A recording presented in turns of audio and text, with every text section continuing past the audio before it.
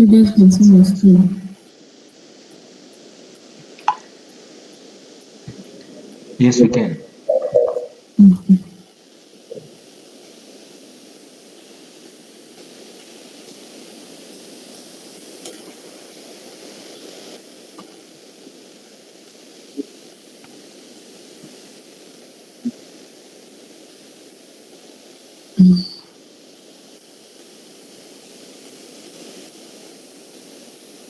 Okay, so we are now going to start the 6.1, which is visualizing Majindobo's past. So we'll have Isaac read for us. Okay.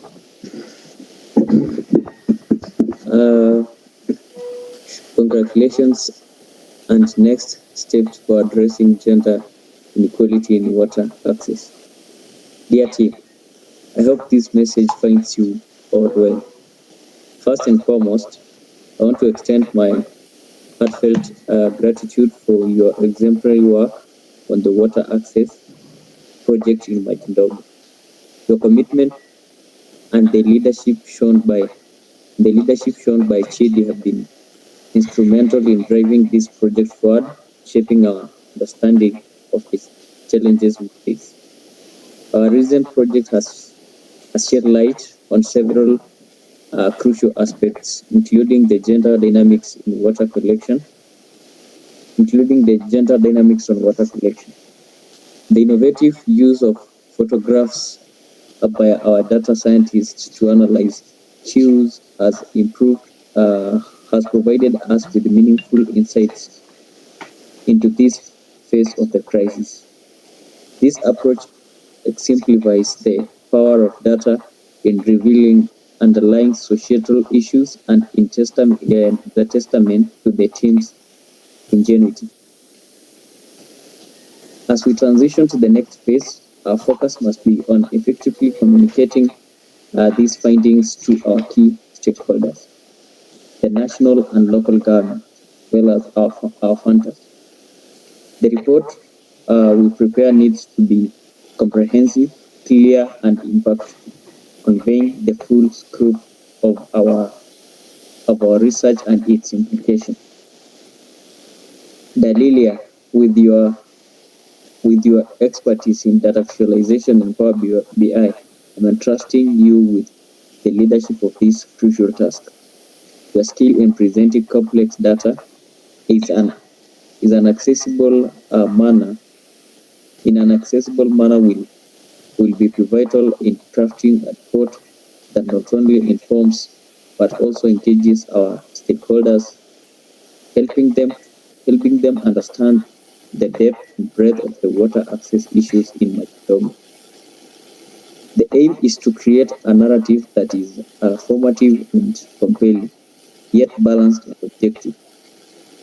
We need to ensure our report is a tool for decision making, providing a clear picture of the current situation and guiding future strategies and interventions. I am confident in your ability to lead this initiative, and I'm looking forward to your approach to this important task. Your work will play a key role in shaping our efforts to tackle the water crisis effectively. Thank you again for your hard work and dedication. I eagerly wait your plan for moving forward in the report, and I'm excited about the progress we will make together. Best regards, Aziza Naledi. Okay. Thank you for that, Isaac. I think it's quite clear that on this project we'll be addressing gender inequality in water access visualizations using Power BI. So I think we'll move on to the next page.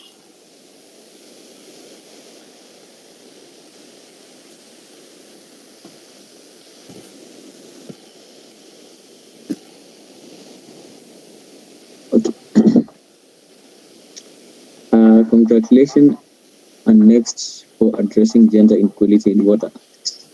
Dear President Naledi, thank you for your message and for entrusting me with this significant responsibility. I am both humbled and honored to lead this initiative. especially under your leadership, which consistently emphasizes on the emphasize the importance of data-driven approaches. In alignment with your vision, I fully recognize the importance of effectively conveying our findings to our key stakeholders, including the national and the local governments and our funders. While the gender dynamics in water collection are a part of our findings, I understand the need for a balanced and comprehensive report that addresses the wider spectrum of issues revealed by our data. To this end, I propose developing a series of interactive, visually engaging reports using Power BI. The reports will aim to present our data in a manner that is not only accessible but also compelling, ensuring that the key messages resonate with our stakeholders. Our focus will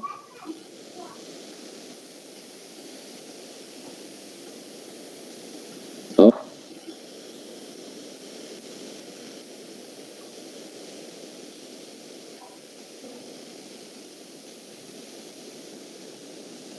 Isaac.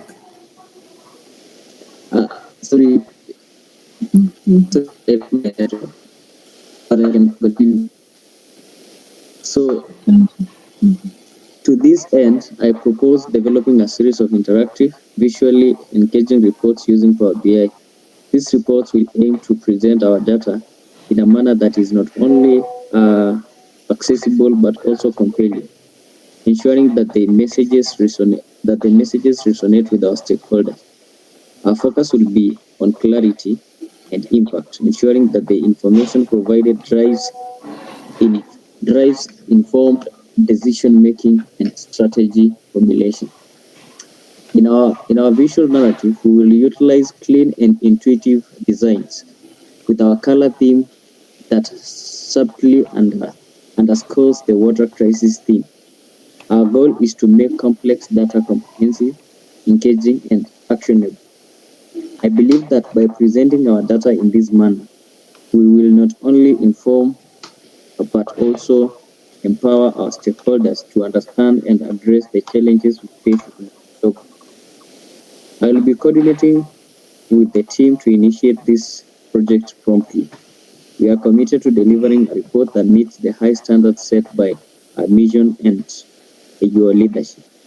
Thank you for your guidance and support. I look forward to updating you on our progress and contributing to the goal of addressing the water crisis in Majidogo. All the best. Dalila. Okay, thank you, Oscar, for that. As we have seen and as we were following as Isaac was reading, this is a reply to the president from Delilah, and it's quite clear that the issues that we'll be addressing through the visualizations we'll be doing is about gender inequality, water access of Majindogo. So I don't think there's anything much to discuss from here, so we'll just move on to the next slide. So this is a communication by Delilah to us. I'm assuming it's the instructions to how we're going to go through this project. So Oscar, you can read. Isaac, you can read. Sorry.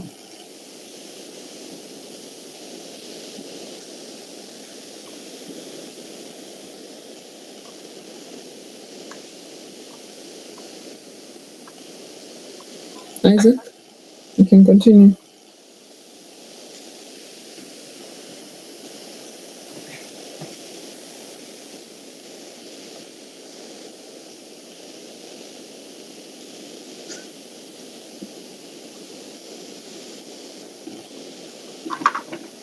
Isaac.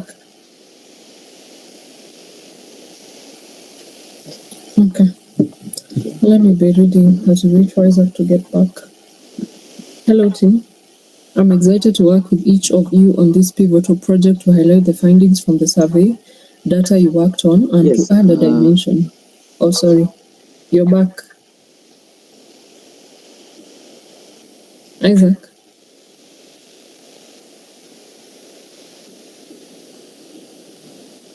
Okay, let me continue as we wait for you. I'm excited to work with each of you on this pivotal project to highlight the findings from the survey data you worked on and to add a dimension to our analysis. Look at the gender inequality in water access in Majindogo. You may wonder, why are we doing this? The answer lies in the power of data to illuminate truths that are often overlooked. Our goal is to make these truths not just visible, but visceral, compelling people to act. I'll explain some of the data we have in a minute, but we have a lot of thinking to do before we start creating anything. You have all seen the principles of design, and I'm entrusting these decisions to you. Whether it's choosing the right color palette or selecting impactful visuals, the choices will be yours to make. But I will be showing you my thinking. My role here is to guide you through the intricate world of Power BI and to help transform our survey findings into visual stories that resonate with whoever sees them. Let's pause for a second so I can update you on everything that happened in the last couple of months. A lot of teams have started using ChatGPT to help them out. One note on that. ChatGPT was trained on a version of Power BI that has changed a lot, so its advice is not very good with Power BI related tasks. Some of the more programmatic things in Power BI still work fine, but be careful if you ask about how to do something. When the field surveyors visited the different water sites, they took a lot of photos. Sana, our incredible data scientist, looked at the photos and realized we could learn a lot from them if we use AI.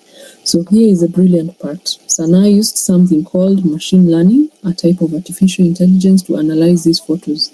She always impresses me when we talk. Think of it as teaching a computer to recognize patterns. Almost like how a child learns to identify shapes or colors.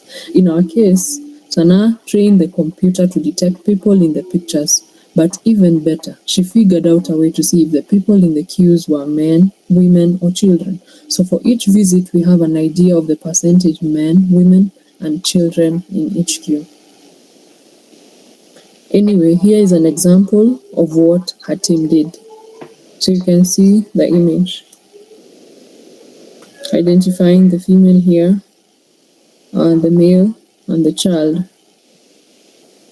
So this is recorded as 42 Amani Loop, Sokoto, record ID 17399.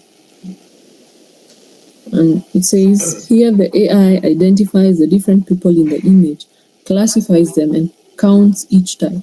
Sana sent us a table with the record ID linked to the one from the visits table, and percentage composition as male, female, or child.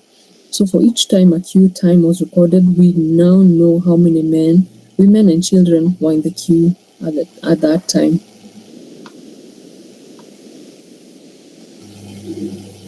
Page 7. So here is a link to the latest version of the data.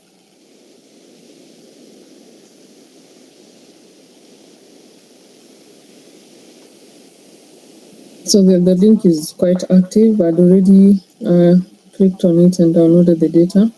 So I don't think I need to download it again, but we can have a quick view.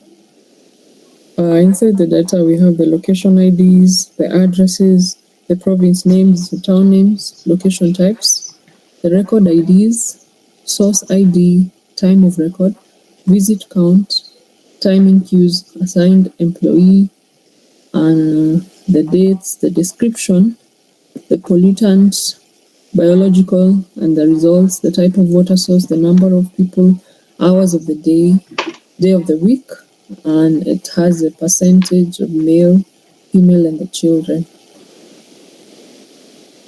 So going back, here are some further notes. If you're using a virtual machine, VM, Mac users, I have some advice. Before you import data into Power BI, make sure the file you're using is on the VM. Copy it from the shared drive into the downloads folder on the machine. If you don't, Power BI will take very long to load your data. The data is now in one table to keep it simple. Since the new data is going to guide us, we have to first analyze it a bit so we know what the story data has to tell. First things first, go ahead and import the CSV file into Power BI. Just one thing to look out for. Power BI tries its best to identify the data types of data, but it fails sometimes. It might identify these columns as text, percent male, percent female, percent child, but they are actually numbers. Make sure you check that the data has the correct format in the table view. So I've already opened the Power BI. So we're going to import the MD summary, which is a CSV file. I hope up to this point we're together. Yes. Okay. Yes, we are. All right. So Eva, yes, I have a question. yes. Is that the data we will be using on Power BI? So we'll download it from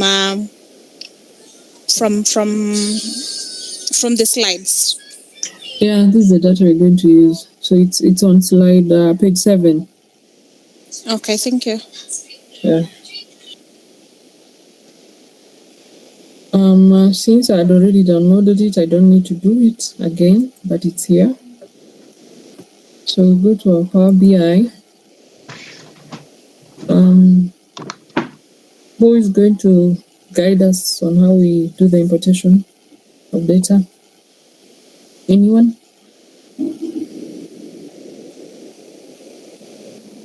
Okay, go to get data.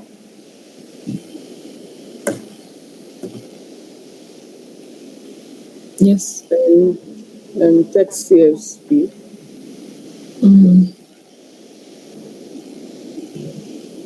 The summary. Open. When we load it, they tell us to transform it. Not yet. Yes, pardon? They tell us to transform it, or we should just load it. No, I think they just what they mentioned is that we should look out for the percentage, whether the numbers, because you're saying that they could be mistaken for words. So I think we can Okay, that load. means we transform. Okay, all right. So do we transform or load? I actually don't know. I don't know the instructions, so that. Anyone who can help us clarify on this? Are we transforming the data or loading? Loading the data. Okay, thank you. So we click on Or before you do that, can you first of all go to the slide we understand it better before we go that slide?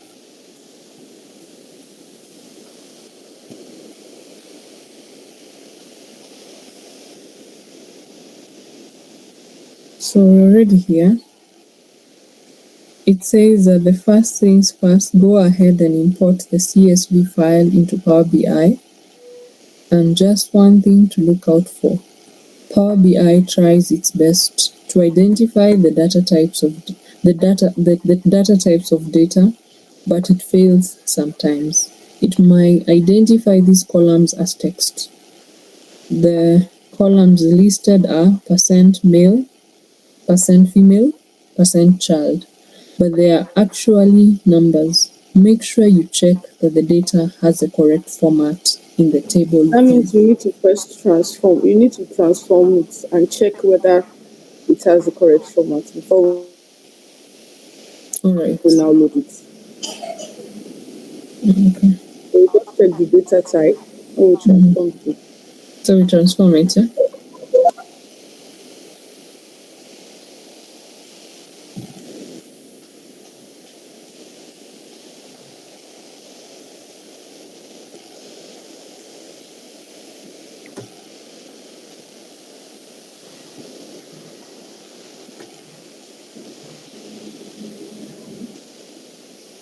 So scrolling to the mentioned columns. Check the data type beside, on each column. On each column? On each column, you see, yes, those 1 to 3. So you just check if the data type is correct. Or like this percent female, I can see is decimal. Percent male is decimal. Percent child is decimal. So I guess. Oh, sorry, guys.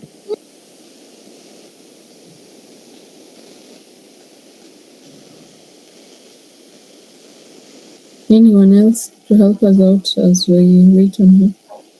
That way we can change the data type to percent. I don't know if we are correct. Excuse, the data type is correct because you are supposed to check if they are numbers or text. Text, you see, it's left aligned and the numbers are right Okay, aligned. all right. So it means All it's right. okay. All right, maybe we can, Yes. if we are correct, maybe we'll just close and apply so that we just. Okay. All right. So There's this Not, close and not apply that by way. right. No, don't need to close Not it that way. by the top left. Top left. all this one, yeah. Yes. Yes, Okay. you can just close and apply.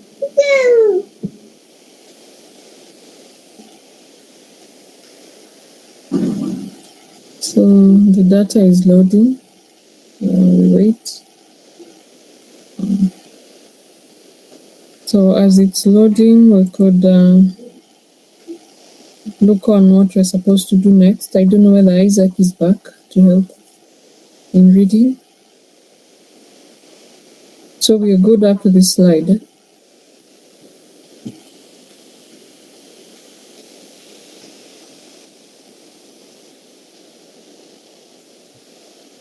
For me, I'm good. Okay. Yes, I think I'm back. All right. So we're here. So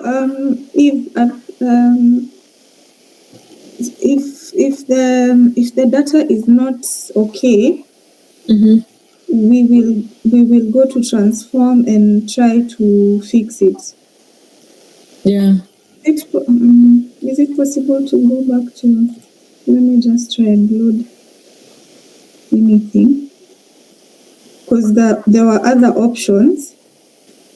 And before we load, Yes. okay, let's see. There is transform data. So when we need to change anything, if it's incorrect, we go to transform data. Mm. And then there's this one, extract table using examples. Okay, I don't know how to go about that one unless we go back again and see. Or there's someone who knows what it's all about. You explain to us.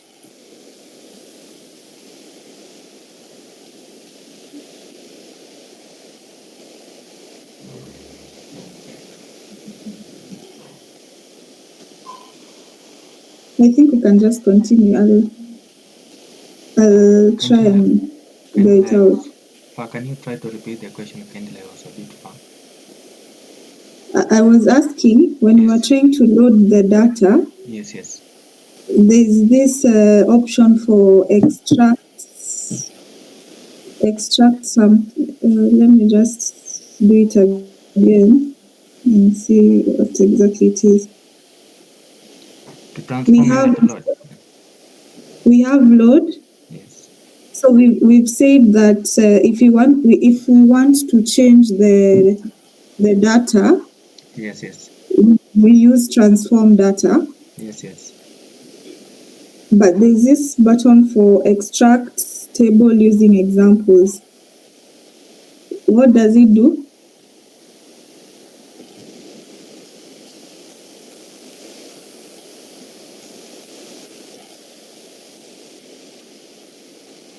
Anyone? I'm not. I don't know if you can see my screen. It's where my cursor is. The one where I'm hovering over. I think that's what she's asking about. Actually, that's what she's asking about. I'm not sure, but just to guess, I think that option it will populate some tables based on this information. It will just create random tables. I'm just guessing though. But someone with clear idea. Can you try it and just let's see it how it appears? Exactly. Just see. Yes.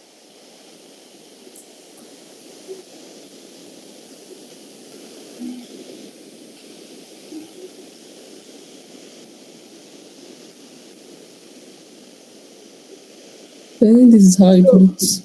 So you I just don't think it's worthwhile. yes. So I think, is it inputting the values manually now? It seems so. I don't know. Yeah, because it seems so complicated. Yeah. Okay. All right. So we can move on, guys.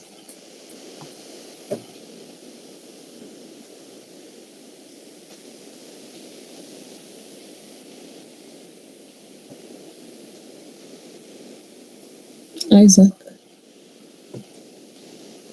Yes, sorry. So this is a short explanation of the new data. The hour of day, the hour of day. This is the hour of the of day at the time record. This will help us aggregate by the hour of the day. The day of the week is the day of the week from the time of record. This will help us aggregate by the day of the week. Percentage male is the percentage of men in the queue at the time of record. Percentage female is the percentage of, I think it's the percentage of female in the queue at the time of record. Maybe there is a typo there. Percentage child is the percentage of men in the queue at the time of record. He has repeated men. If you've noted it. Now that the data is in, let's recap the main points from our SQL analysis and visually represent this. Most water sources are in rural in Majindogo. 43% of our people are using shared taps. That's 2,000 people often share one tap.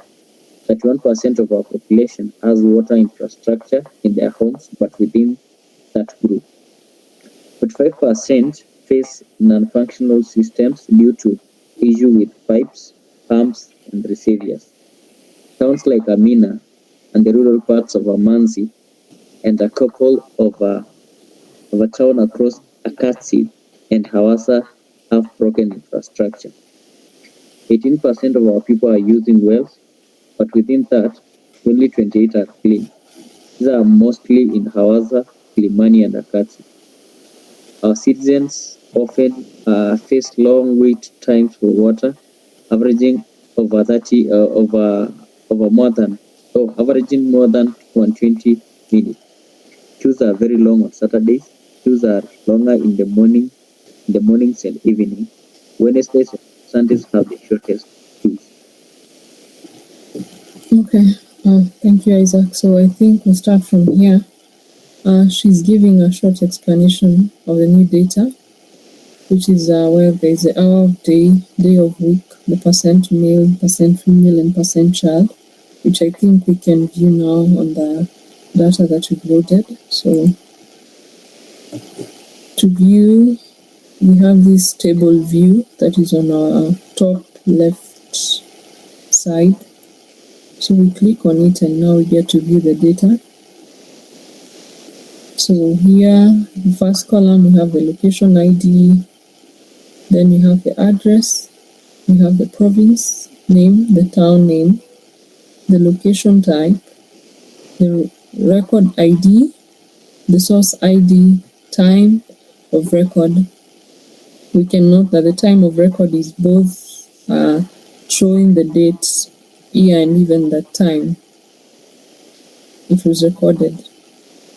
And then we move on where we have the visit count and the time in queue, of which we have seen being mentioned in the slide we just came from, and the assigned employee ID.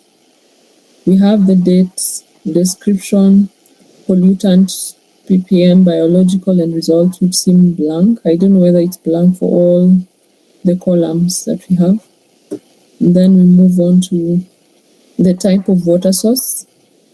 We have the number of people served, the hour of the day, which is what we've seen on the first few explanations, Then we have the day of the week. We have the percent male, percent female, and the percent child. Which is what she was explaining here. The hour of day, day of week, percent male, percent female, and percent child. So I think on these lines of explanation, they must have made a mistake, since everything here reads men.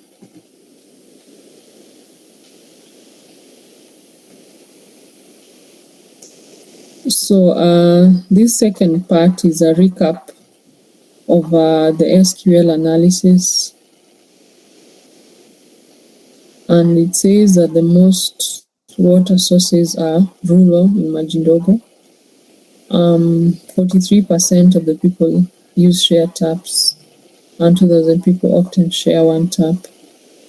31% have water infrastructure. 45% face non-functional systems, and then 18% of the people are using wells. So number 6 is mentioning about the queue times, with an average being of more than 120, and they've mentioned that the queues are very long on Saturdays and longer in the mornings and evenings, and then on Wednesdays and Sundays have the shortest queues. So I don't know, I think we can maybe go to the next slide and see whether there is a way we'll be able to view all these explanations she has given us. Any comments before we move on to slide 9? Okay, I think I've noted something. Yes. When you open the file in when you initially open the file in, let's say, the Microsoft Excel, the columns that are empty in the Power BI, they have data. They have entries there. So I don't know. Yeah, it's true. I think I also noted this description, pollutant, biological, and the results. Yes. Yeah, I don't know. Unless we are going to populate it as we move. I don't know about maybe that. we can go forward and see. Okay. Anyone else with any comments before we move on?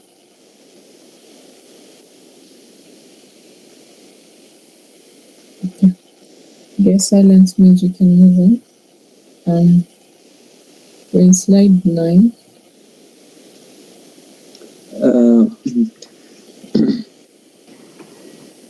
Let's start with our national level results.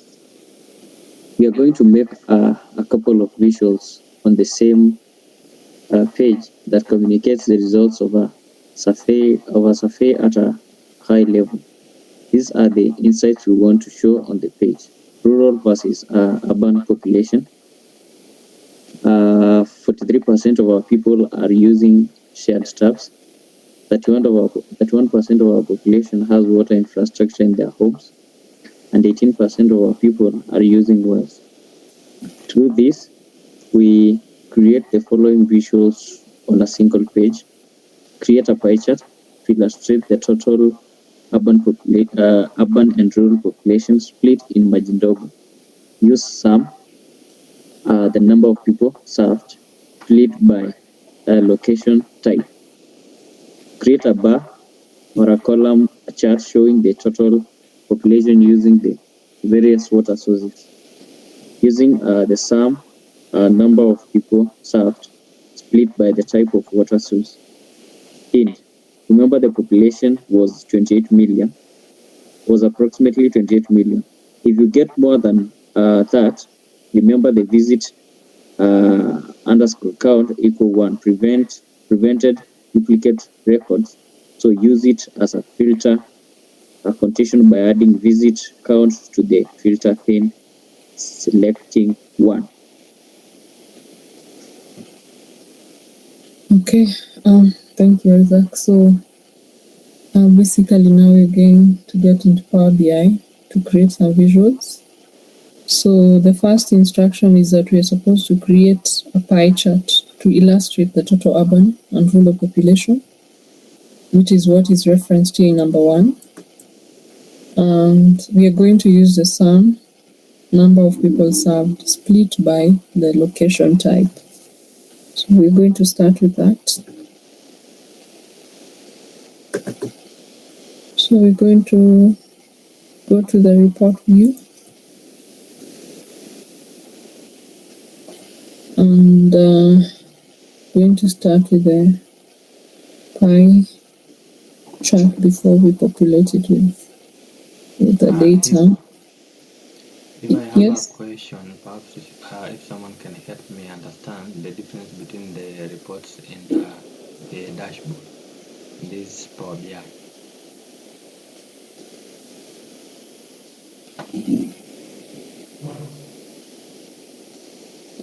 Sorry, Nana. I'm saying I had an issue differentiating between Power BI, not in reports and a dashboard. If someone can try to explain to me, I'll appreciate it. The difference between the dashboards and the reports.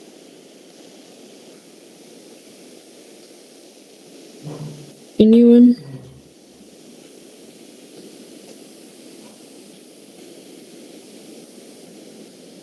Maybe I can try by making you understand according to what I understood while going through the modules. So,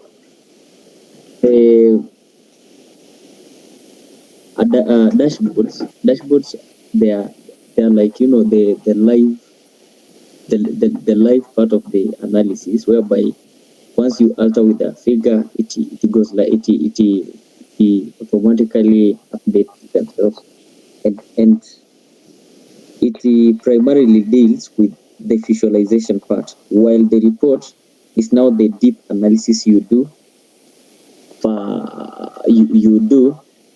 that you derive it from the dashboards. I don't know if I'm making sense. Yeah. Okay, Thank you. I think I've understood that. Thank you.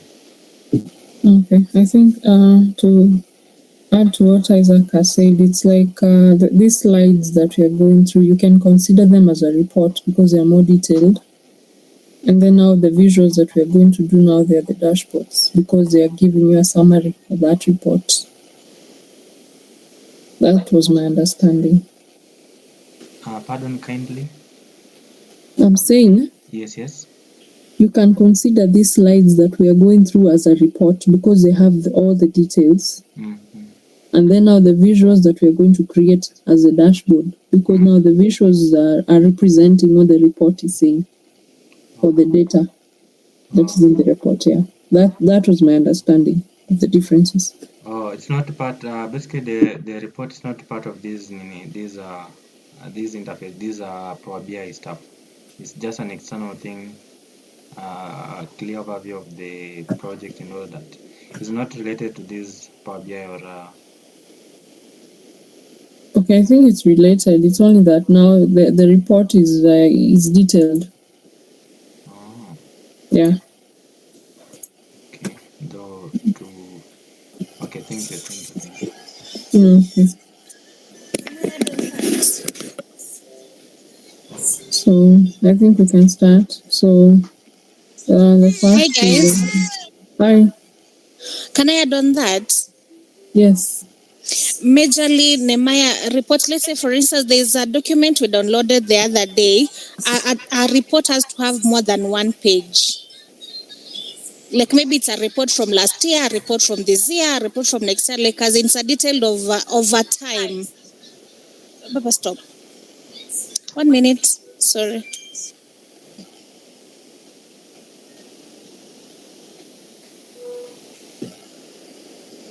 You can continue kindly.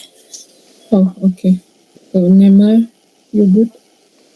Yes, I'm good. Thank you. All right. So the first task is to do a pie chart. So we're going to start. So the first is create a pie chart, of which we've done, to illustrate the total urban and rural population split in Manjidogo. So we're going to use the number of people served, and we split by location type. So which of this is going to be on our X and which is going to be on our Y? Are we going to have any other thing that we need to add?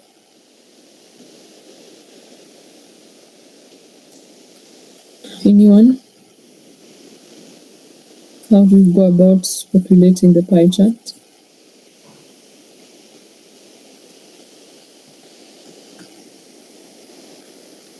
Does the pie chart has X and Y axis? Oh, yeah. So what is going to be filled where?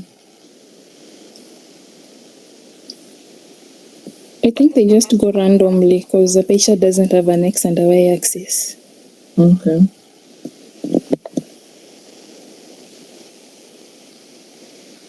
So what is the first figure we are considering? The number of people?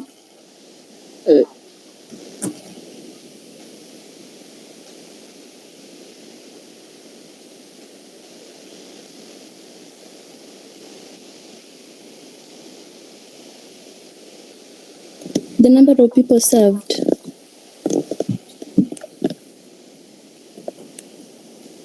So are we going to make use of this area, or do we just drop it on the pie chart? No, drop it on the value. Okay. Number of people served. So there we go. What's the next figure, please? Then the other one is location, right? Location. I'm looking for it. The location type or ID? I think location type. The location type. Okay, thank you. So Drop it at legend. I drop it at the legend, eh? Yes, at the legend. Okay. Anything else? Yes. We need to filter. Okay, filter. Come to our filters We here. need to filter with count.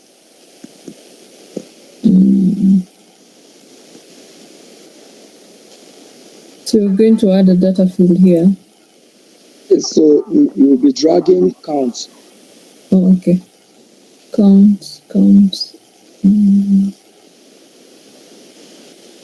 The visit count, eh? Visit count, yes, visit count. Drop it at legend also, then you filter it. Oh, okay. Oh, yeah. Thank you. So Is equal to 1.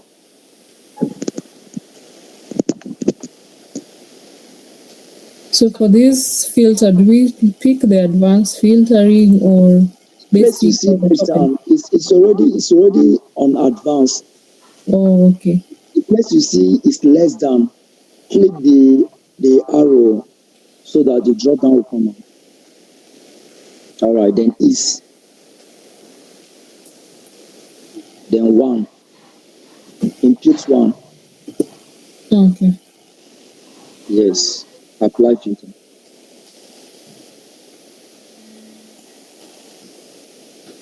So that's it. Yes, we are good. All right. So, guys, we already have a very, very fast visual, which is showing the sum of the number of people served by location type. We have the rural, which is this bigger portion, and the urban, this smaller portion. Oh yeah.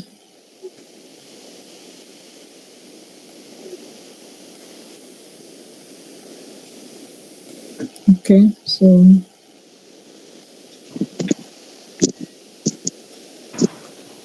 we can move on to the next thing. Yes. Okay. So the next thing we're supposed to do is to create a bar column chart showing the total population using the various water sources. We use the sum, number of people served, and we split by the type of water source. Okay.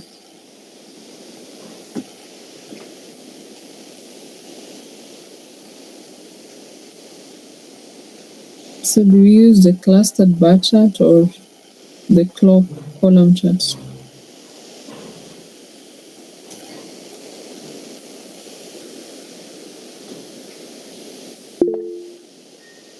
Clustered column. Let's use clustered column. Okay.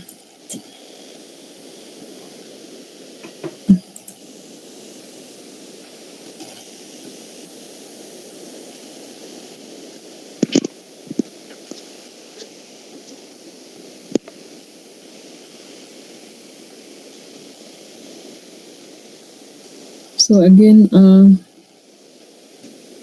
which data fields are we using? So we'll be using on the y-axis. We'll be using number of Number people. of people. Okay.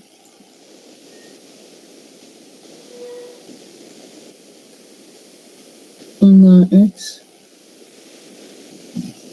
On our X, we'll be using type of water, right? Type of water source, yeah? I think Let's see. that would be next one. Yeah, the type of water source.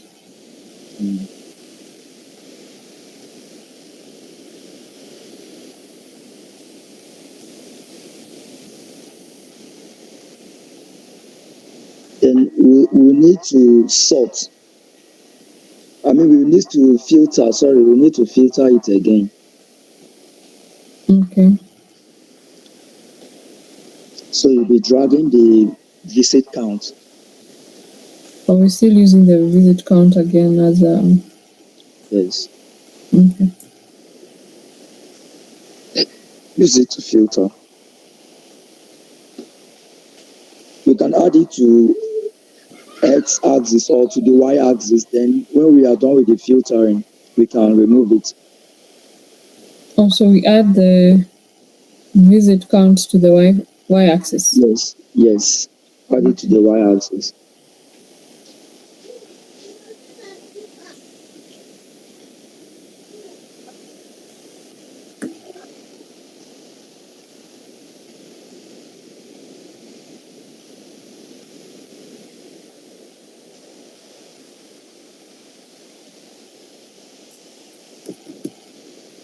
So we're doing the filter again.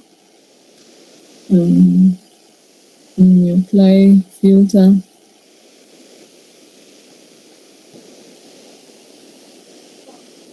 And there we have it. So you said you remove the visit count. Remove it. Yes.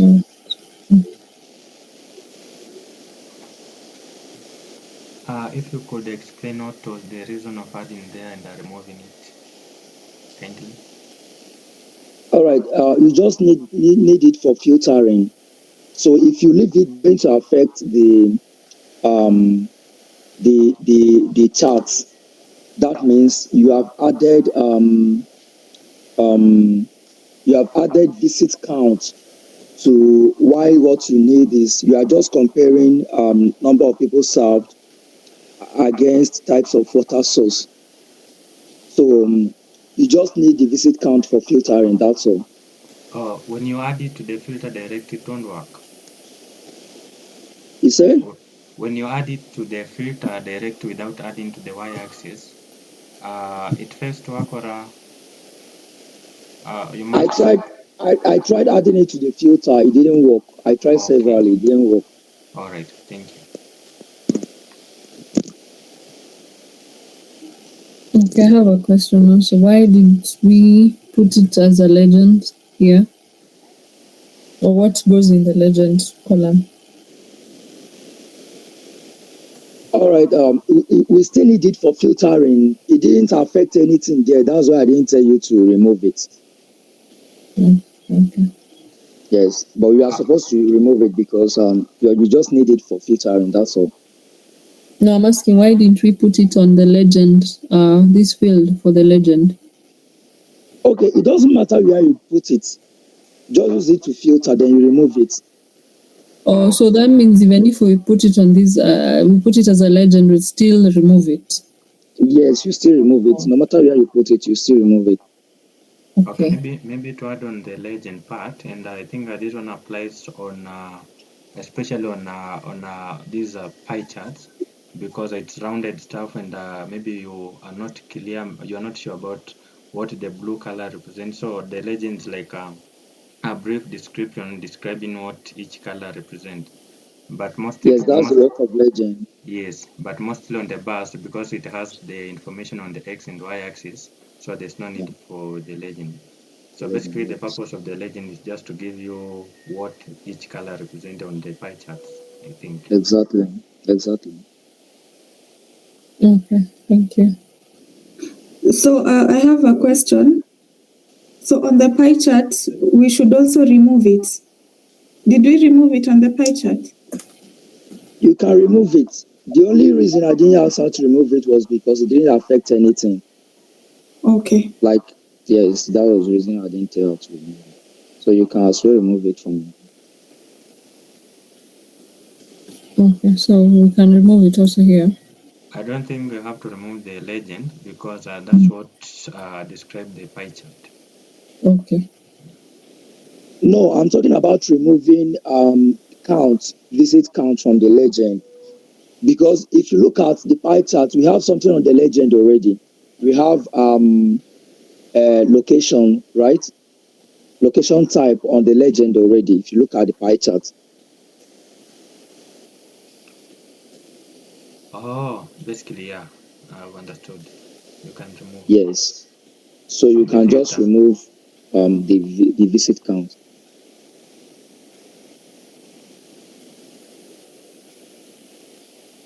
Okay. Thank you for that, guys. So I think we can move back to our slides and see what we're supposed to do next. So I think we're done up to this point.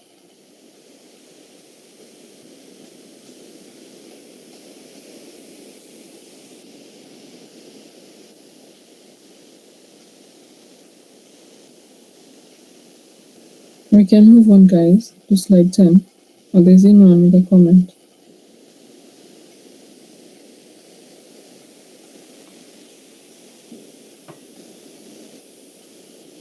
Okay.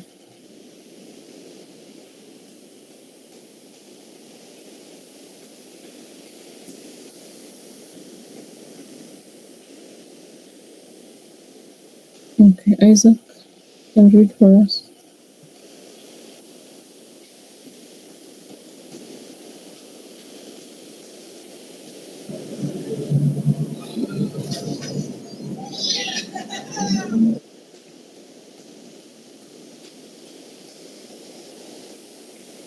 Let me help as he comes back.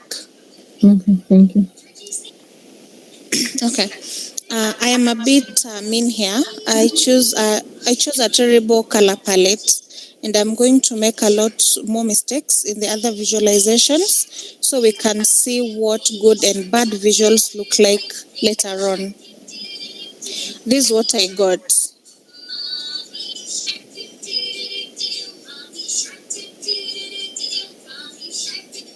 So, guys, as you can see here, the pie chart and the bar charts are quite equivalent to what we got on our visuals on Power BI. So here we have the pie chart indicating as we saw, this side was the urban, which is at 10M, which is 36.15%, of which we can confirm.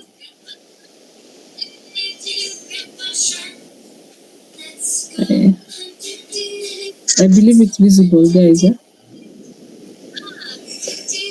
Here is the 10M. We're at 6.15. And then our ruler is 18M, which is 63.85, which is also what we got here. And then we have the bar chart, which is showing the highest as the shared tap. Then we have the well, tapping home broken, and the last is the river. So back to our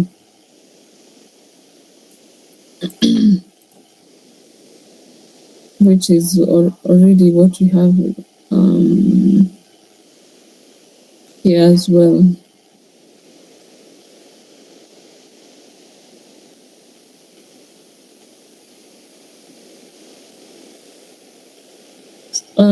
Guys, I have a question on the slides. The shared tap shows it's at 12 M,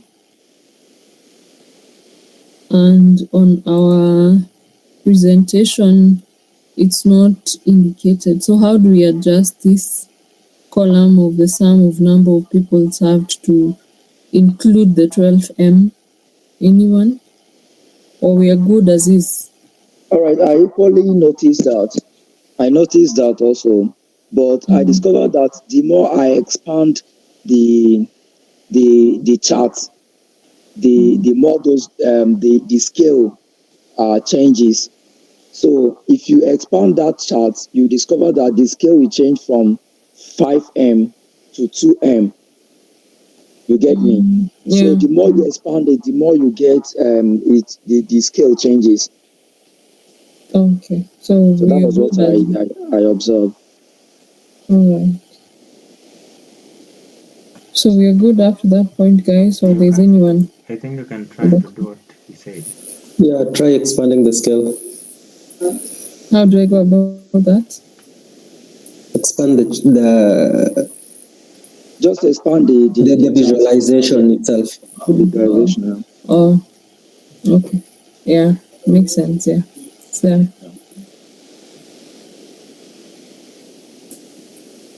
We can all see it, right?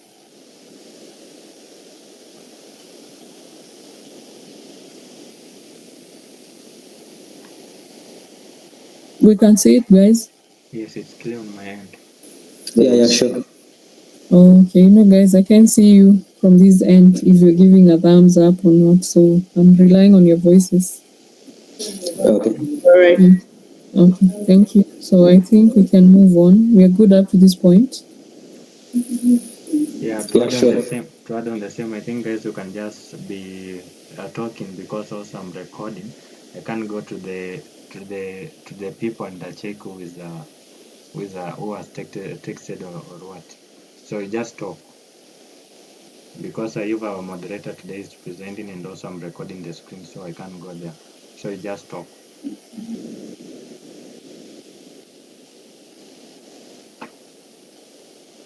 Thank you. Okay. So Isaac, you're on the call. Continue reading for us. I had these ones. The only worse design than a pie chart is several of them. Pie charts are hard to read for humans, but when there are few categories and the difference between them are clear, pie charts really help us tell the part of the whole story well. For example, you can see that a lot more people live in rural areas compared to urban ones very easily. Because we have a couple of water source types. The bar chart makes it simpler to understand the breakdown of the source data. The most obvious part of the bar chart is just how much more people use shared tabs compared to the others. 43% seem that big. But since the next larger source is only 18%, it's clear that shared tabs make up a large portion of Majindogo's water supply. However, the bar chart makes it a bit harder to understand the relative proportion of shared taps to the total proportion. That's 41%. Duplicate the page we just made by right-clicking on the page, one tab in the bottom left corner. Switch the data sources so that the pie chart shows the water source type data, the bar chart, the population breakdown. Once you have made them, compare them to the first page. How do these compare the first set we made? Which visuals are easier to interpret? Do you learn anything more by switching these visuals? What story do these visuals tell compared to the other set? Once you are done, delete the duplicate page and rename the original page to something like national, so we can keep track of the different pages in our project going forward. Since we made these two visuals on the national page, Power BI connects the underlying relationships in the data, the two visuals. We can select urban on the pie chart, and only the urban data is shown on the bar chart. The national bars are now a bit lighter, while the urban data is now highlighted on the bars. Okay, thank you. So the next directive is to duplicate the page you just made by right-clicking on the page one tab in the bottom left corner. So I'm going to do exactly that. So okay, that's not the way you do it. So duplicate.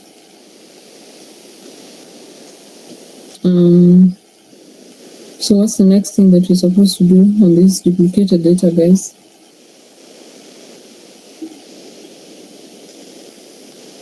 All right, so you duplicate it, then you change that location type on the pie chart. You change it to type of water sources. I think it should be the one on the legend. For this one? Do you get me? On pie charts. On the pie chart, Yes. You remove location type from the legend. Okay, on the pie chart to remove, remove the location type. Yes, and replace it with type of water source. Type of water source, okay. Equally remove that visit count.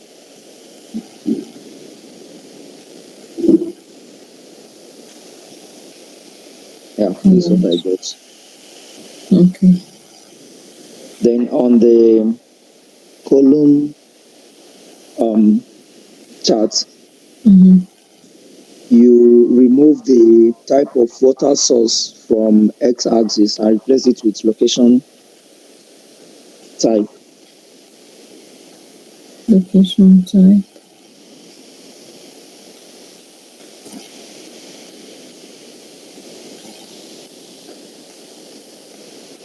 There we have it.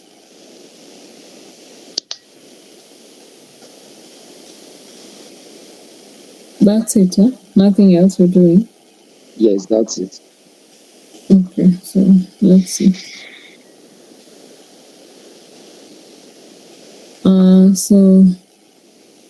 Once you've made them, compare them to the first page. How do these compare to the first set we made? Which visuals are easier to interpret? I'd like to hear from you guys. So this was our first, and this is the second.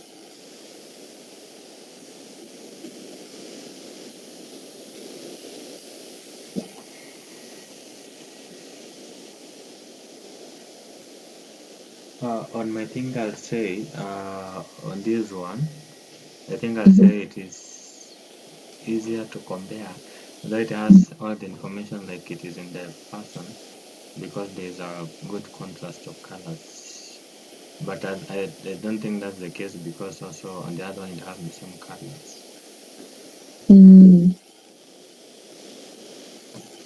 Anyone else who has a comment on the visuals that are easier to interpret? Here is what we got in the last, that's on the duplicate page, and this is what we did on the first. Okay, I think for me, I like this one better. For me, I like the first one better. That's on the pie. That's on the pie chart because it has less categories and it's easier to interpret the information that the pie chart gives compared to the one on the duplicate page. Because it has very many categories. Like we have is it 5 or more? I think it's 5. So it makes it much more difficult to interpret and to get what the visual is trying to communicate. Okay. Thank you for that. Anyone else?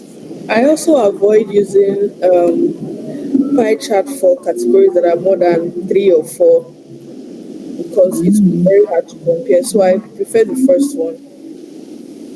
Thank you. Anyone else? Yeah, I think the first page was more clear to interpret. Okay, simply because, as Coach has said, the pie chart. The pie chart has only 2 categories, which are very simple to interpret. You see the difference. And the bar chart, the graph, the other graph, it's very simple to interpret since the categories have been placed the 5 of them separately. Yeah, so the first page for me. Okay. Anyone else before we move on?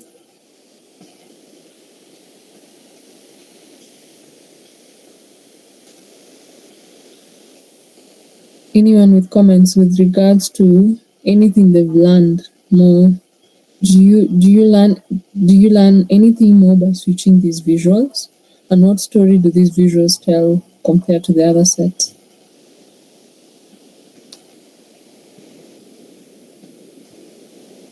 For me, based on the explanation that were just given here, to compare, I think also I agree that the visuals on the pie chart, the visuals with less category, it's more easier to compare compared to the ones that had many categories. You can go to the other one.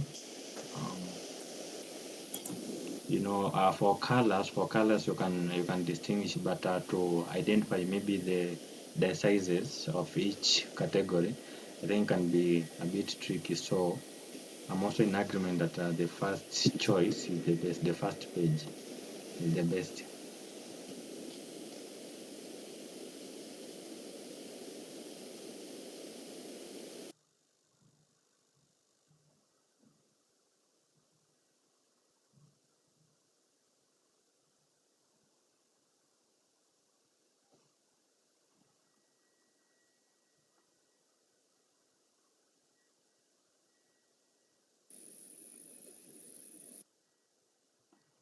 Hello, I can't hear anyone. I don't know if it's my network.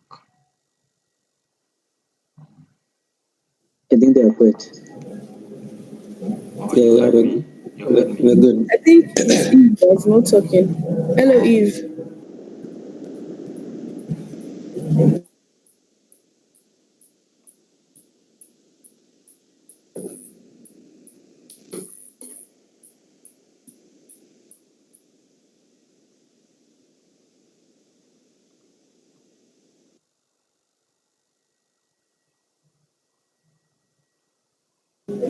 I guess it's a network.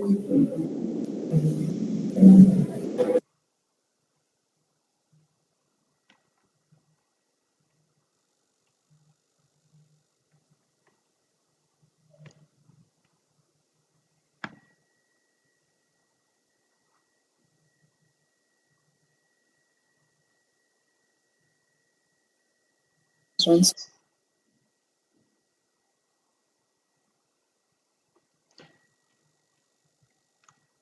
I think she can try to log out and log in. Sometimes it might work.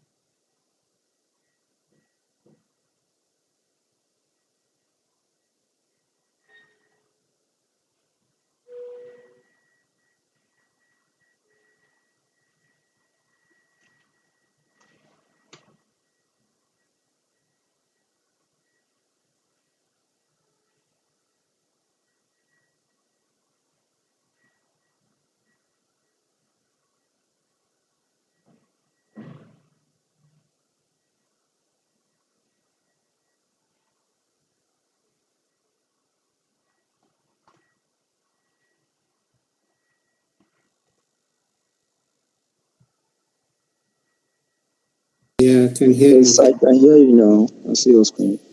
Okay, sorry about that. All this while I thought I was still on the meeting, so I was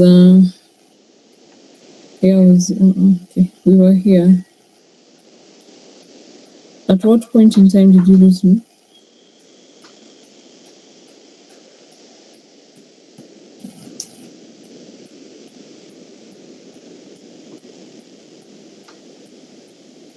Okay. I guess then we can move on to slide 12. Isaac, you're here? Yes, I am. Okay, I think we can wait for us. Clicking. Okay, clicking on the shared tab bar will filter the data for the pie chart, showing how many people share tabs in urban and rural areas. Can you also see how the rural highlight in the pie chart is a bit larger than the urban one? That's a larger radius. This tells us that there are proportionally more shared tabs in rural areas compared to urban areas. Just a note, if you would like to see the national data again without any filters, just click on the highlighted bar again. It's important to remember that I had to explain the interpretation of the pie chart highlighting to you. It's always better to create visuals that don't need explanations and require little effort to understand. Now select the tab in water bar. What do you see and how can you interpret that? Okay, Isaac, I think maybe you can pause for a bit. She's saying that we click on the shared tab bar and it will filter the data on the pie chart. So we're going to go to the bar and click on the shared tab. Can you guys see any difference? Yeah. So how do we interpret the visuals on the pie chart? Anyone? What does this represent? The lighter blue. Does it represent the shared tab or what does this represent?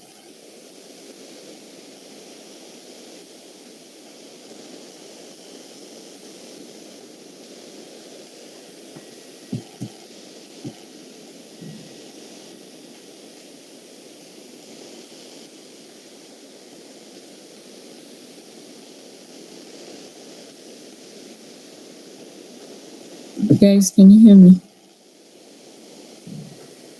Yes. Oh, okay. I'm asking whether we can see what happened and we're able to interpret what is happening to the pie chart, because she recommended we click on the shared tab from the bar chart and observe what happens to the pie chart. I think I can try. Okay.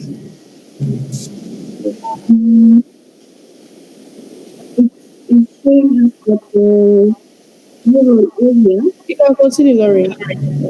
Okay, so it shows that up the dark blue portion shows the shared tab portion of the rural area. No, of the rural. We are on this rural side. The darker shade of rural. This one. Of rural, that's urban. Okay. Of the rural is a portion of the whole thing. So that's why it's being shown like half. So I think that's what it means, and the same for urban. No, I feel it just shows that in the rural area there are more people in the rural area that share their taps. Like the share tap, the number of people using share tap is higher in the rural area than it is in the urban area. If you see that the percentage, as soon as she clicked on share tap, the percentage in the rural area, that is like the light blue, is more than that of the urban area.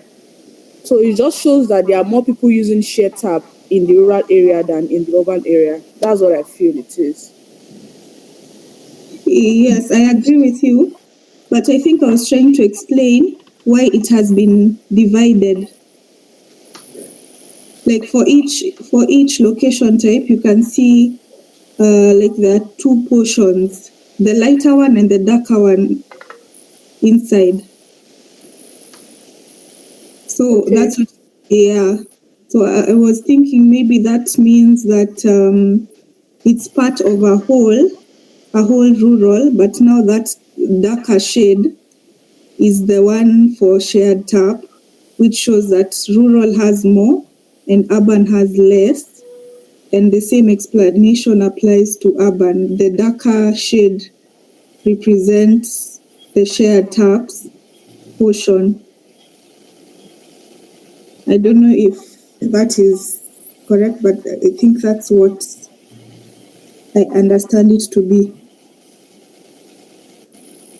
Yeah, it makes sense because what Lauren has said, it shows that in the rural areas,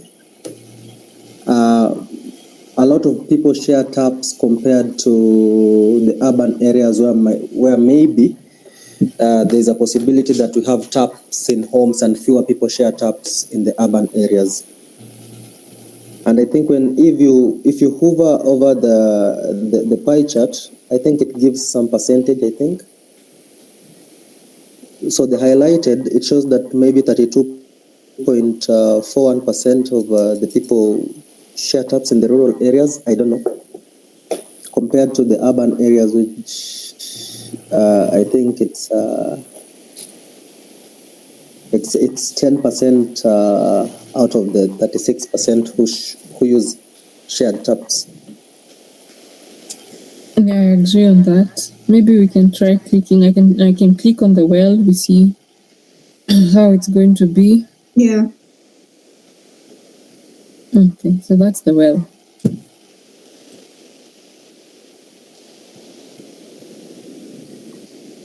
Let me click again on the tap in home.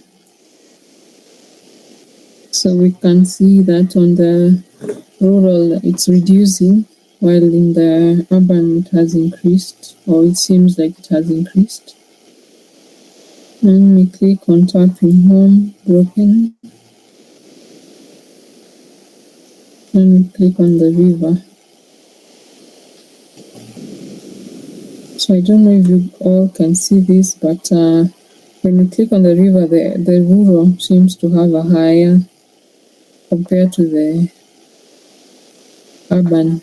So I think for me now, I've understood. I think the darker shaded part is representing the data that we selected. No, it's not like it's empty. It's like, okay, let's give an example. This second bar chart, let's say everything is 100%. So if you click on share tab, like according to even the values, maybe share tab is taking like 70% alone. So it will only show the data of share tab. It will show the 100% data. That's why you have this, like beside this, at the top of this blue, you see this gray shade. Yeah. That's for the other ones that you didn't click. Do you understand? Yes. Yeah, so that's what I feel it is. So the report, even if you want to give a report, it will be based on the colored part, which is highlighting, which is as a result of what you clicked on in the second bar chart. I don't know whether anybody understands me, but I think Lauren gets it. So I've also gotten it. Thank yeah. you. Anyone else? So we can move on. Yeah, exactly. That's exactly what I was saying. All right. So I think we can move on.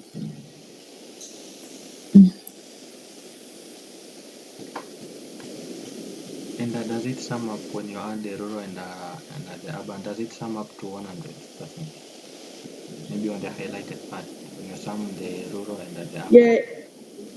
Yeah, Neymar. If she clicks everything at once, it will just show the value of Eve, can you just highlight everything at once? Yeah, you see that the demarcation of the circle where it is not changing.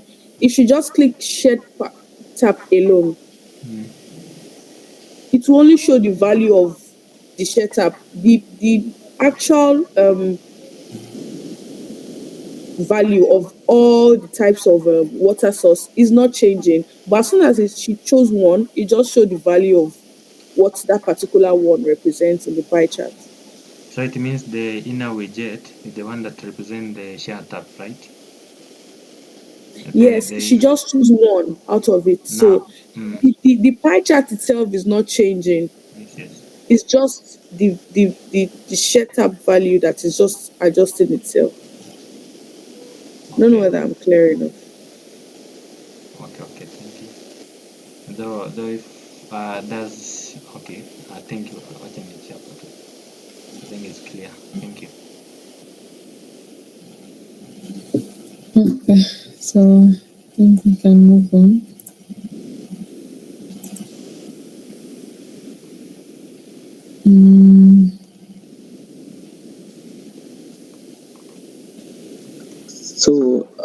So with one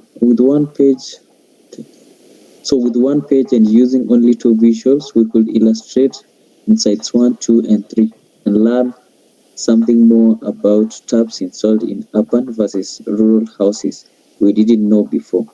This is why I love visualizing data. Next up, let's take on the second part of Insight 4. Where is the infrastructure broken? One of the visuals with the most impact is a map. So this is one of the crucial visualization we'll use a lot. Since Majindogo isn't well known, we have to use a custom map to visualize the data. Here is the link to download the JSON map file and an image of Majindogo's map where we are going to need. Add a page by clicking on the plus button at the bottom of the report view, and then create a new shape map visual from the visualizations tab. Add province name in the location file and the type of water source column in the color saturation field. Then navigate to the format Navigate to format your visual tab on the visualizations page. Select map settings and change the map type to custom map. Just below the map type field, click on the add a map type field and select in the MD provinces.json you downloaded. Now on the format tab, select general, then effects, and turn the background color off using the toggle.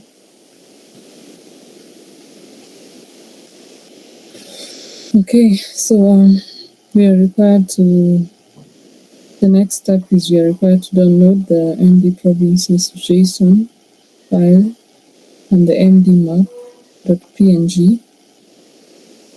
So we're supposed to add a page by clicking on the plus button at the bottom of the report view and then create a new shape map. So a new shape map visual from the visualizations tab. And then we add province name in the location field and the type of water source column in the color saturation field. So I'm going to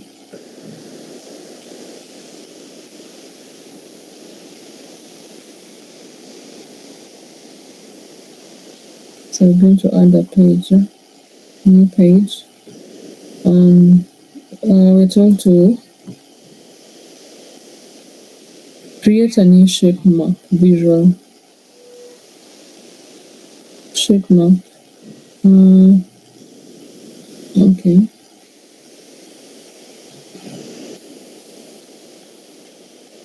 So what are we supposed to, which fields are we considering on the shape map, guys?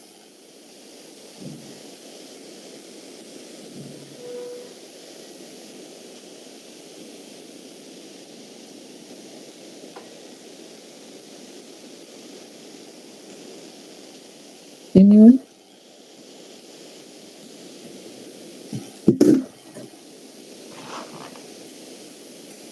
Okay, we're told that,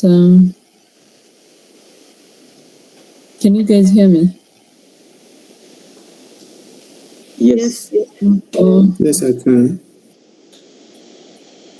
We're told to add the province name in the location field. So the location field, we're supposed to add the province name.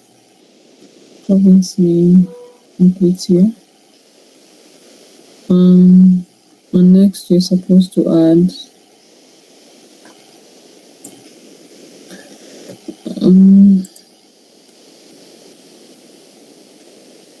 and the type of water source column in the color saturation field. Type of water source.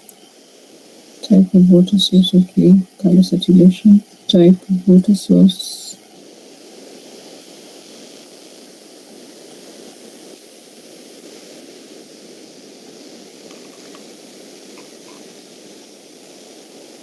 Okay, anything else? Then navigate to the format your visual tab on the visualizations page. Select map settings and change the map type to custom map. Okay.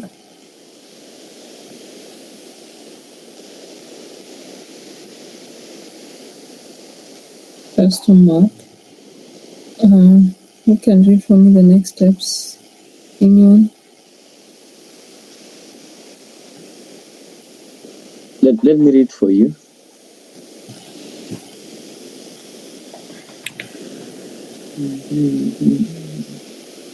Oh, sorry. That's you have it on your end. Yeah, I have it. Okay. That's what I'm opening here. So you say that I read for you the next steps in creating the map. Yes, we do it together. Yeah, so navigate to the format, or I don't know. So add a page by clicking on the plus table. You have already done that. Yeah, we're on the map settings where you select the custom map. Oh, okay, selecting the custom. Okay, then navigate to the click add a map type with select MD I don't know, select the map settings and then change the map type to custom map. Yeah, we've done that. You've done that. Yes. Just below the map type typed field, Mm-hmm. click on the add a map type field and select the MD prophecies. Okay. .json. So meaning right now you should have downloaded the MD prophecies JSON. Yeah, I have. Okay. Anything else? Now on the format tab, select general. Mm-hmm. Then effects, and turn the background off using the toggle. Okay. That's the end of the instructions. All right. Unless I continue reading. You can, unless there's someone else who is willing to help through. Then add the type of water source column to the filter pane and select tap in home broken. So on the filters we are adding type of water source.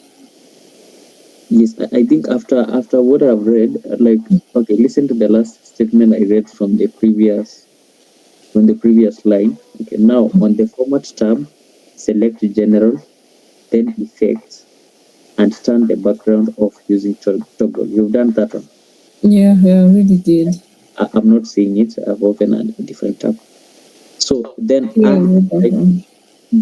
the type of water source column to the filter pane and select tap in home broken to only show data where tap in home broken is shown.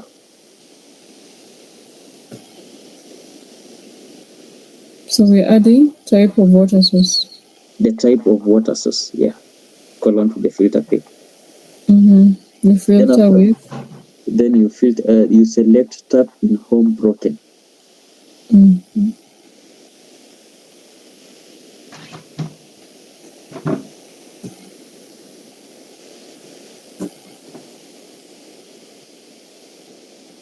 I think that's it.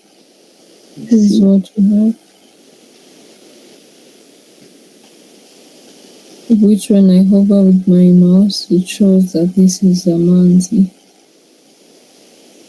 And here we have Kilimani, Sokoto, Hawassa, and Akatsi. Type of what? Oh, there's maybe. Okay. This one is showing the count of type of water source. Also, there's nowhere we can know that it's a broken taps.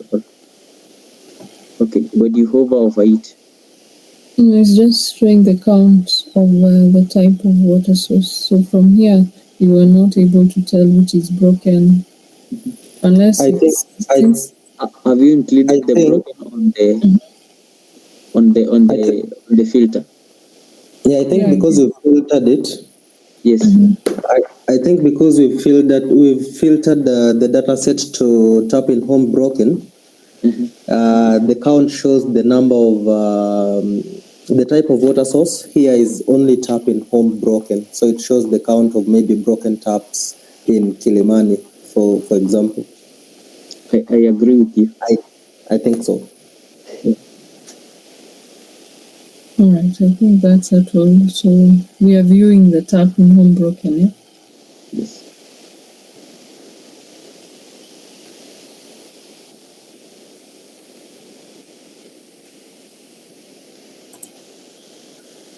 Okay, so yes, Lauren. Is it possible to maybe try out the tap pots, the ones that are not broken, and see if it's going to give a difference? Yeah. Let me do the river. Okay. So I've removed the tap in home. So what I've noticed is when we have the tap in home, these two regions seem to be more shaded.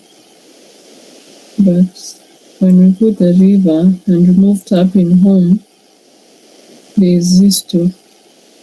I don't know if you guys can see that.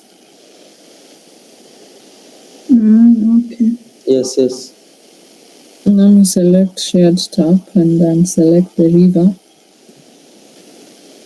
So that's our shared tab selection. Can you check if the values change? Okay, so shared tab we have Sokoto at 4762. So let's go put on the river, since this is Sokoto, this one here. So shared tab 4762. River, yeah, it changes. The river is 1709. Okay.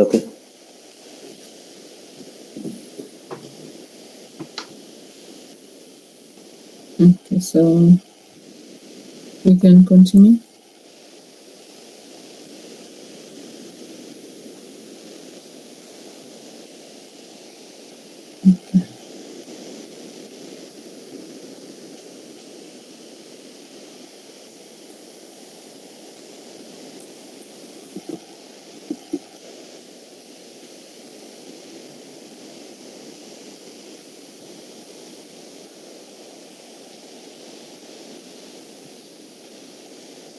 Okay, so here's our next instruction.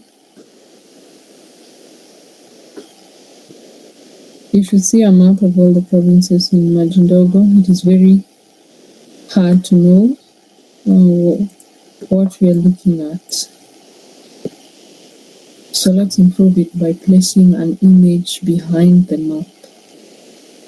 Navigate to insert tab on the ribbon, and to the right you can select image, find mdmap.png on your computer and select it.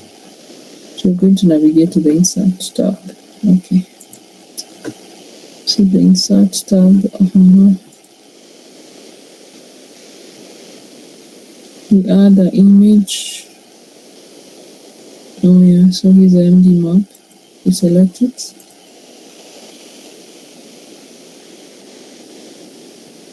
So how are we going to fit this into the visual that we just did? Anyone with an idea?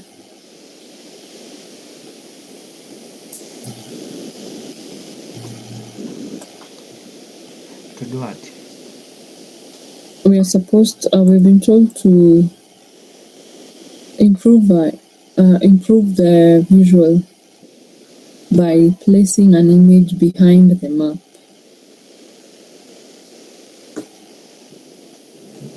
Okay. So this image would be behind the map. This is our map. This is the image. Yeah, we are already in the insert tab. Yeah, I've already inserted and it's here. Okay. But now the map dimensions look bigger than the image. So I'm wondering, do we have an automatic way to do it, or do we need to do it manually? And will it fit perfectly? Okay, I think we'll put the image on over our map and we'll send the image backward. So I like that. yeah, I guess. Or make it the same size or shape. Alright.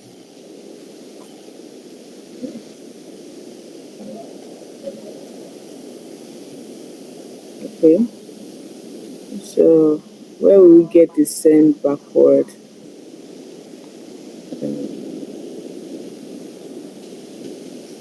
When you try to right click, does it show the option to send backward?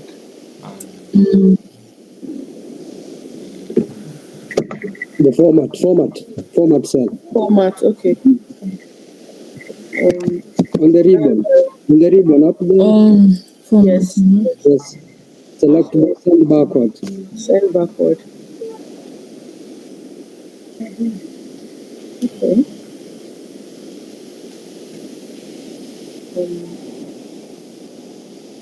Just send backward. You don't need to click anything else.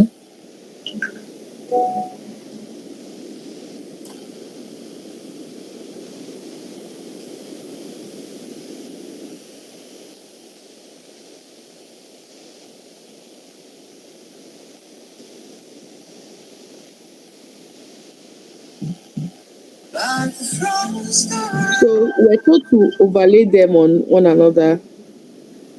And I think Excuse it does excuse that. me, And that's guys. what it should look like. I think if we go down in the instruction.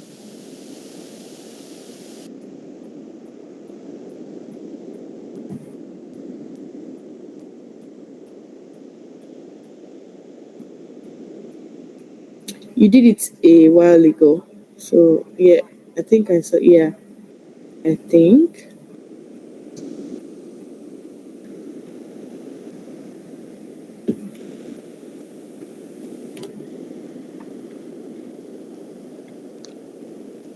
I think she is muted. Perhaps if she is talking, just let her know that she is muted. Okay. If we can hear you. Sorry about that, guys. I was on a call Oh, and came back.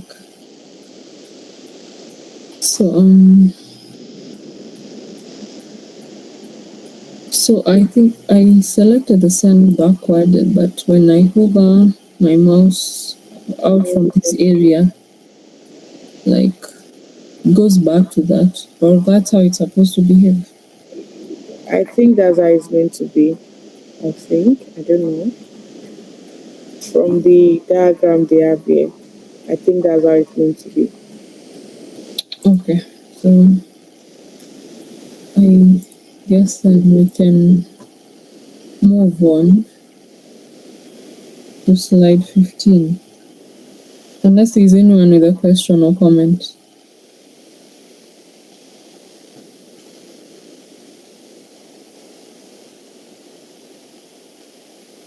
Okay. Oh yeah, so this is how it's supposed to look like.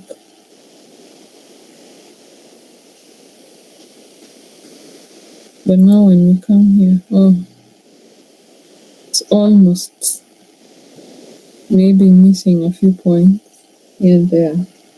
Need some tweaking. But we're good with this, guys.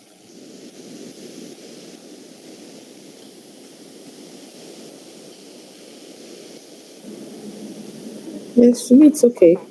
Just needs a bit of chicken, but it's okay. Alright, so this is what we're supposed to have as the end result.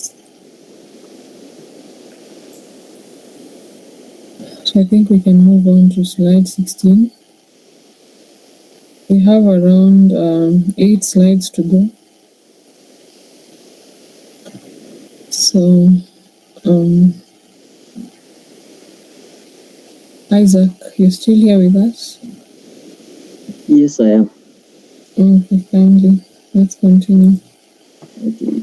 Few. There are a lot of things we had to do to make this map, but now we can see province by province where the broken infrastructure is.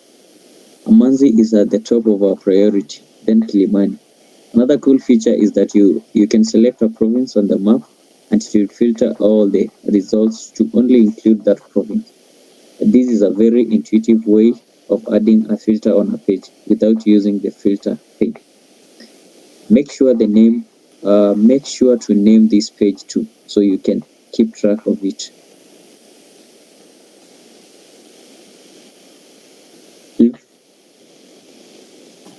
Okay, so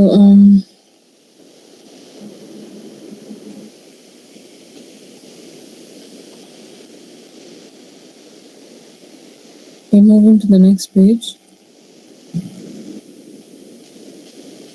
Page 17. Okay, so let's look at Insight 6 on queue times for a minute.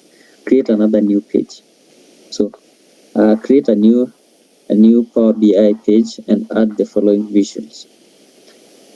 Add a bar chart visual with the average queues times on the same on one axis and the day of the week on the other axis.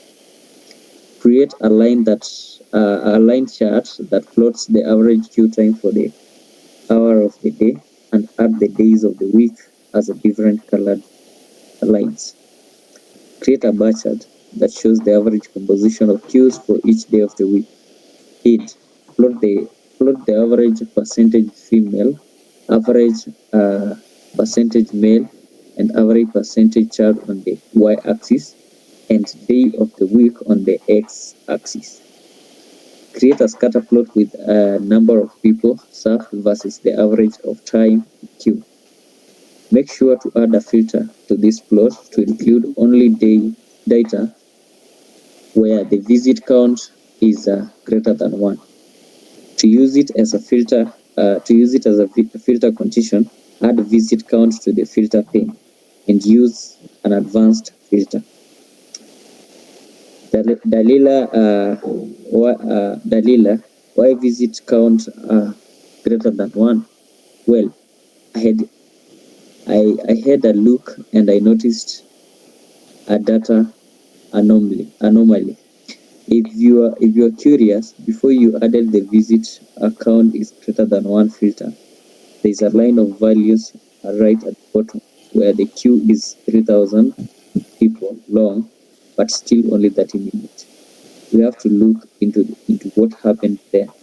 The data is little enough that we know it for now, but it shows you, although we used this data for a while now, by visualizing it, we could see a problem. All right, thank you for that, Isaac. So our next task is to create a new page, and we are supposed to have four visuals. So I need someone to guide me through. So the first one is a bar chart. Second one is a line chart. The third one a bar chart. And the other one is a scatter plot. So we're supposed to create a new page. Okay. So who is going to take us through?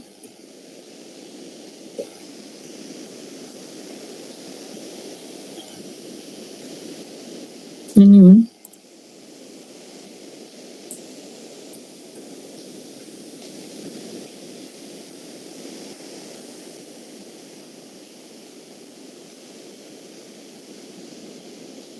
Anyone?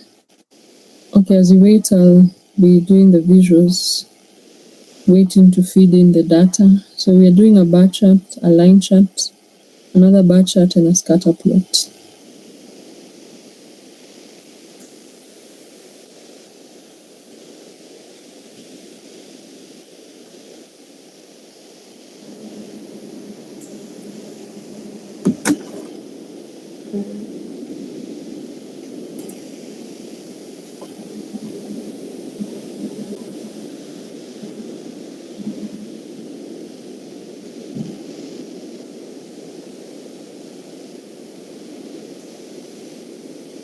Guys, anyone?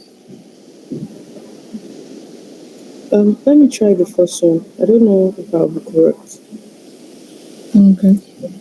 The bar chart's on. Queue times on one axis. Okay. So probably we put time of queue. Time queue on the x-axis or y? Let's first try. Okay. X-axis. Let's try x-axis. We change it to. Can you please let me see the drop down? The drop down beside time of queue. The time of queue. Yeah, no. In the visualization pane. Okay. Like the we have to change it to average. So I want to see. Right, okay, maybe we should move it to the y-axis. We move to where? Yes. Okay. I don't know if I'm correct or I'm just trying. It's alright. Then the day of the week on the other axis. Okay, so that's let me see. I can't see. So day of the week, we put it on our x-axis. Yes. Okay.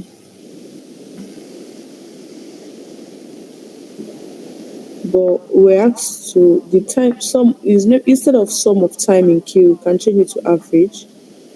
Okay. I guess. Average. Is that good? Average Q times is on the day of the week on the other axis. Is that good?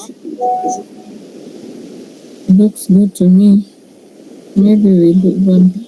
Unless there's anyone with a contrary opinion or directive. Anyone?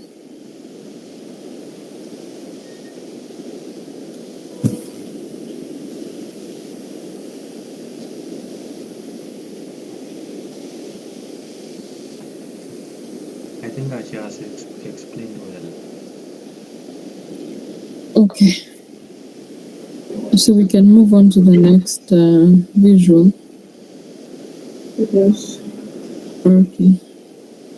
So our next visual is a line chart that plots the average queue time for the hour of the day and adds days of the week as different colored lines. So here it is.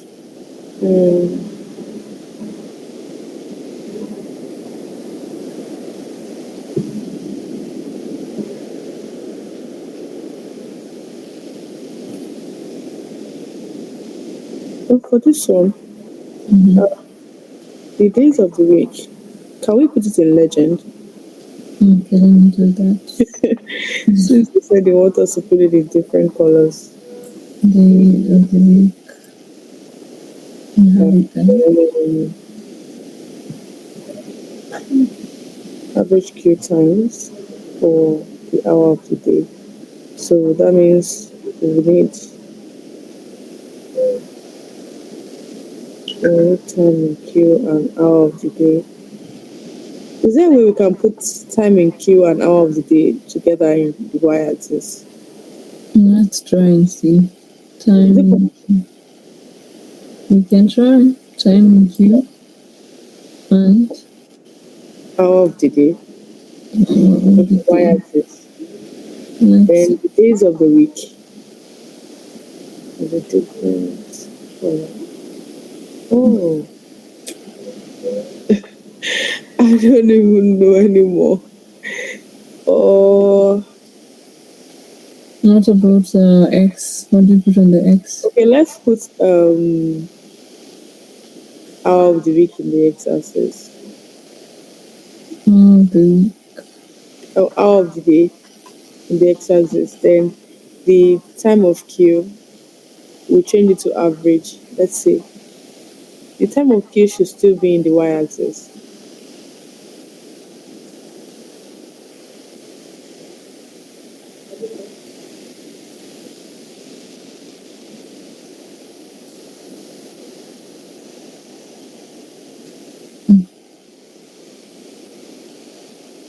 Yeah, hour of the day should be in x-axis. Let's try x-axis. Oh, the D should be in the y-axis. X, yes. Okay. Oh, this one is showing the sum. So, sorry, what did you say we should put in our y-axis? Y-axis is time in queue. Time in queue. Okay. So we'll just change it to average also. Average. Oh Lord.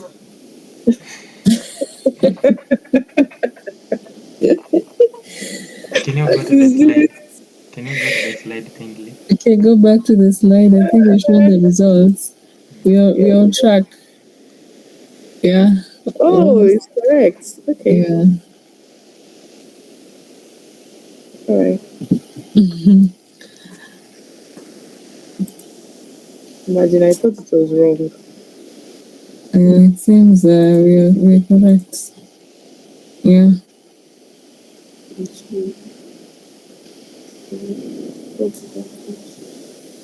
Okay, so for that usual. Okay, I think this one they gave us a hint for the number 3 already. Mm.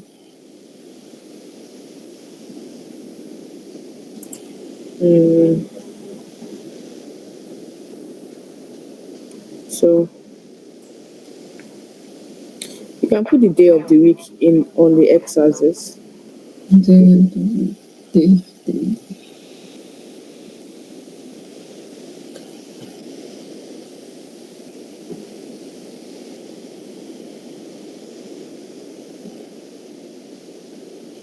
Okay. So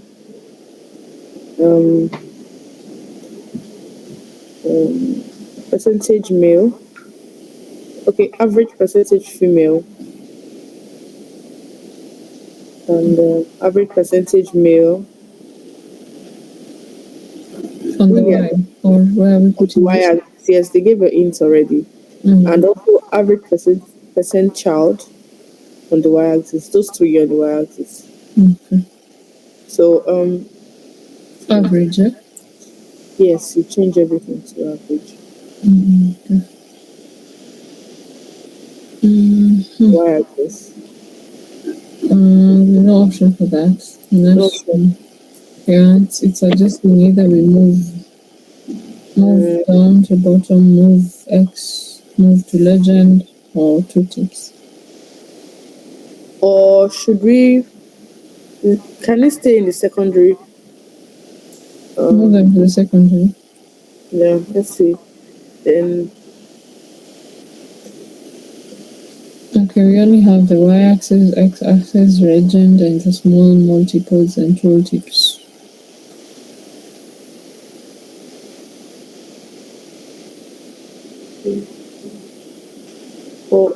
we'll still need the average the Q, the time in Q. We'll still need it somewhere. I think we'll still need it in the y-axis. That's why I was suggesting we should put those three in the secondary axis of y. Is there a secondary axis for y?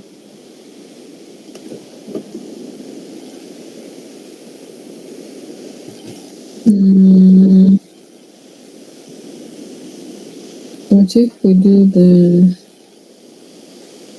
Oh, this x-axis is not meant to be counts, or I don't know. It's supposed to be? It's supposed to be okay. Okay.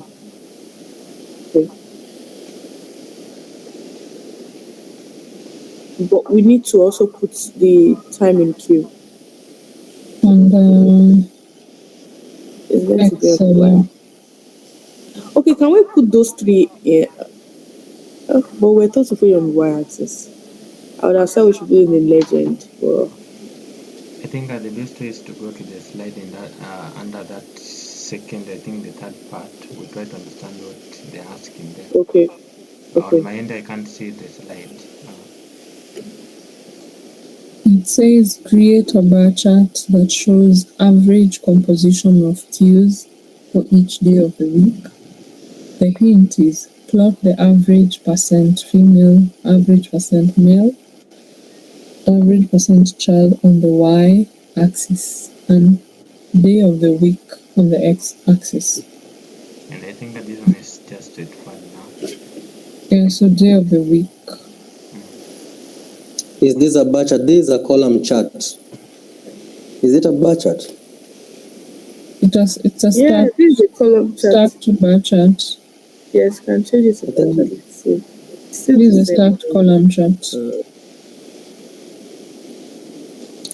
Something is missing. We are meant to change something to average.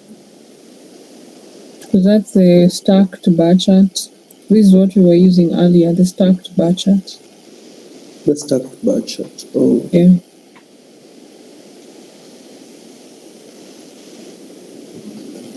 They wanted us to use the stacked bar chart for No, they said we use The bar chart.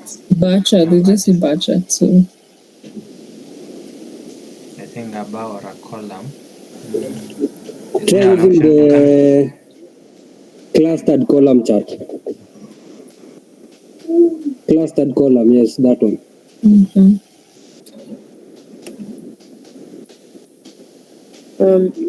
Just click on it. I have. This is what it has brought. Now change the axis. So Change the axis Instead of to count, Okay, I noticed count of day of work is on y-axis. change the count. It's meant to be on x-axis. The day of the week is meant to be on x-axis.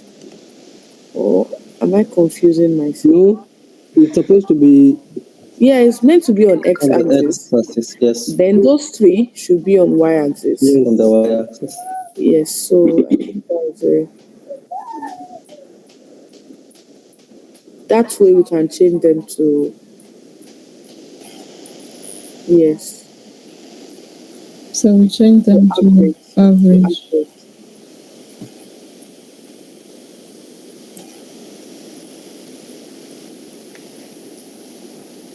Okay. Are we good? Let's see. Yeah. All right. Let's go to the next one. So just a question, what compels someone to either choose either stacked or a column or which kind of bar chart? I guess it depends on how your representation looks like. Yes. We tried the other one, it didn't work. So this one worked in helping represent our data. Yes. That's my thinking. Yes. You just if it's me, I Yes. just try to use the one that is easy to Will you please go back to the x-axis? Oh, it's okay. It's okay. I just want to check if it was count. Okay. It's day of week.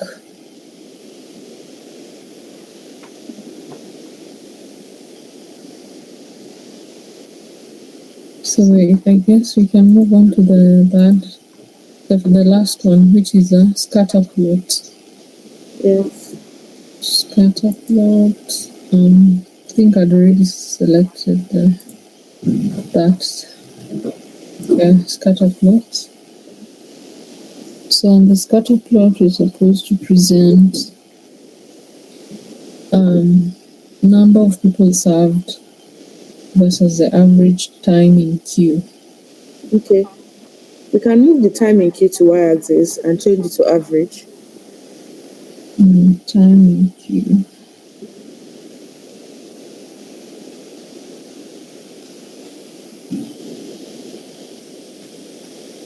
And then on the y-x, what are we supposed to put on the x-axis? Anyone who is on their screen. Number of people served. Okay. Can we put let's try to put number of people served in the x-axis. I think on the slide they have explained Yes. what to put there. Yes.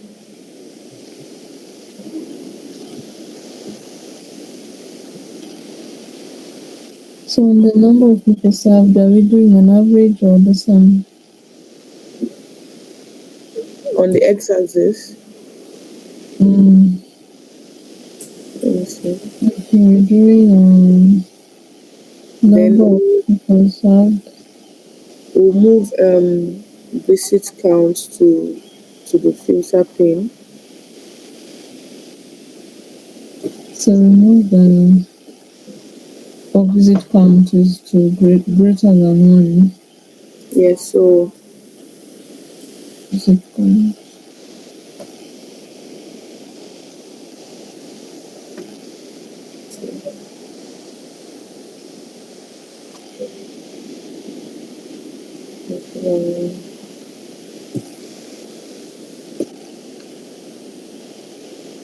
And someone said that you have to add it to the y-axis. So I don't know. I add? You add, if you want to add the filter, someone said that you have to add it to the, I don't know, the y-axis or the x. I don't know exactly what it applies. I add it to the y-axis. Yes. Okay. Is there a difference? It's not.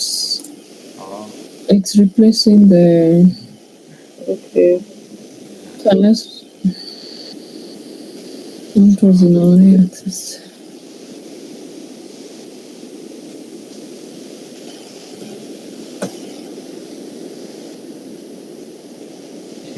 you can just remove. I just wanted to confirm what he said, if it can apply. Kind of clear.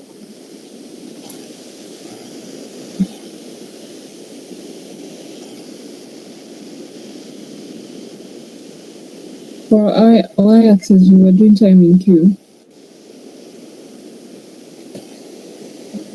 Is it the average time in queue? Yeah, average time in queue.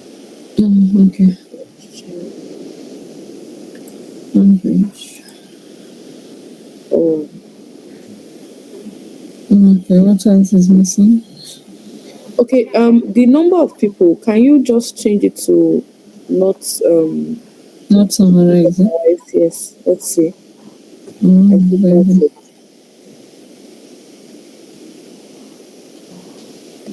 Is that it? Yeah, seems like it. Yeah, we have it.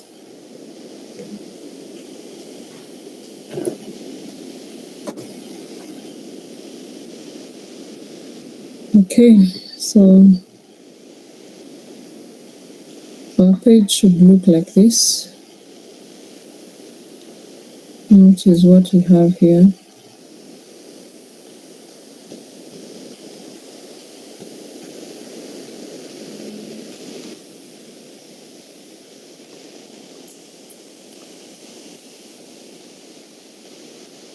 So we can move on, or there's anyone with a question or a comment.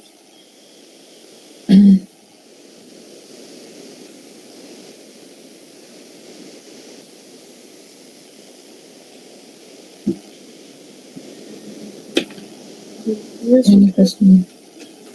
We can move on. Yes. So,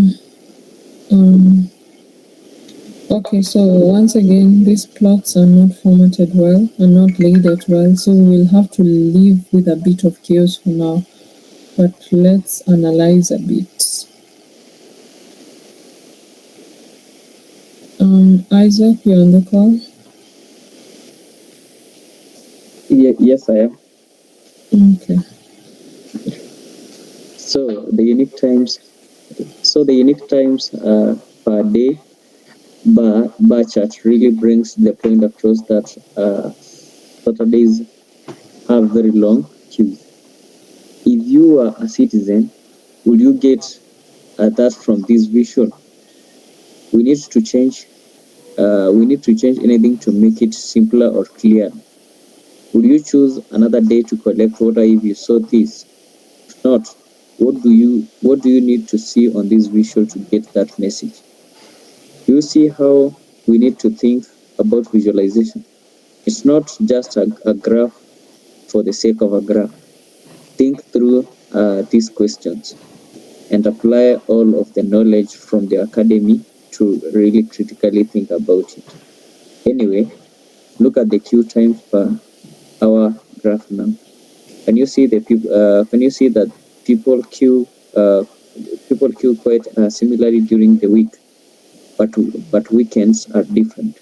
During the week, people queue early in the morning or late in the afternoon, before or after work. On the weekends, people queue throughout the day more consistently. Remember back to your time with Chidi. SQL was very good at assessing and assembling data, but Power BI brings it to life. It's much simpler to see trends in Power BI, so it's a great tool for analytics.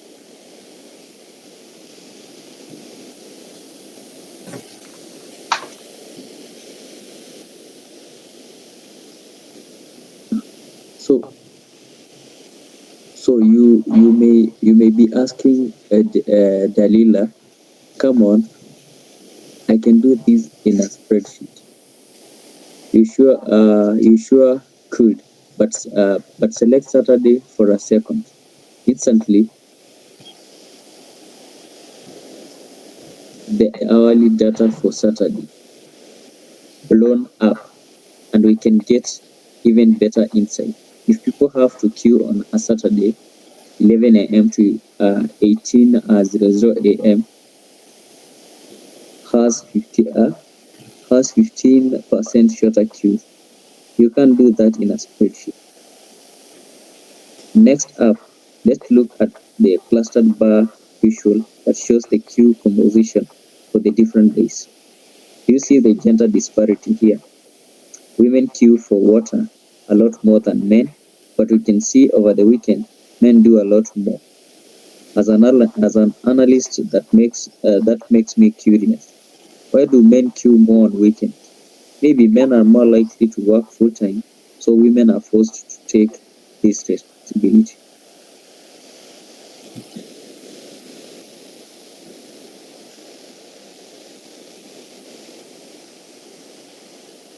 I read a report recently that showed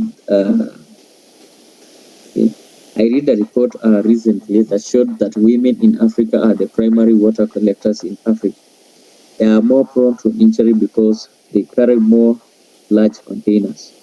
These large containers.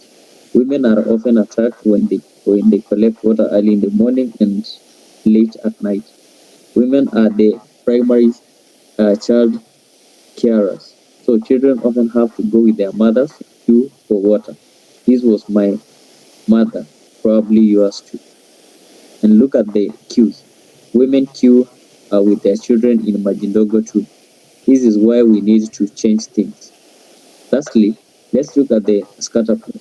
Do you remember that the insights from the survey were that we should install an additional tap if the queue is more than 30 minutes?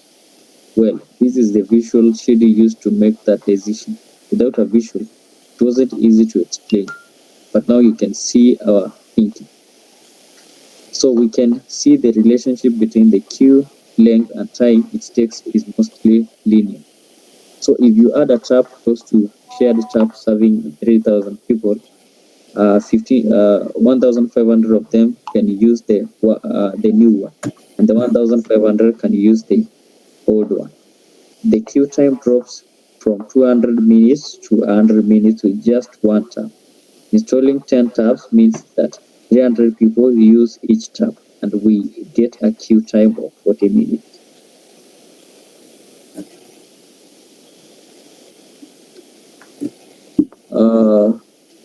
While we looked at this, we noticed that the data actually flattens off a bit. We call that plateauing.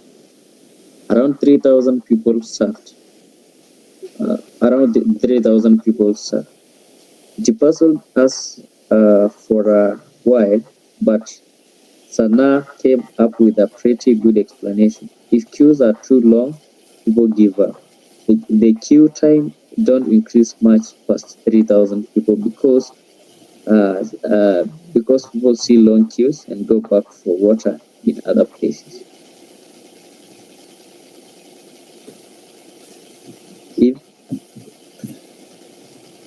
Okay, so remember that report about water access for women I mentioned.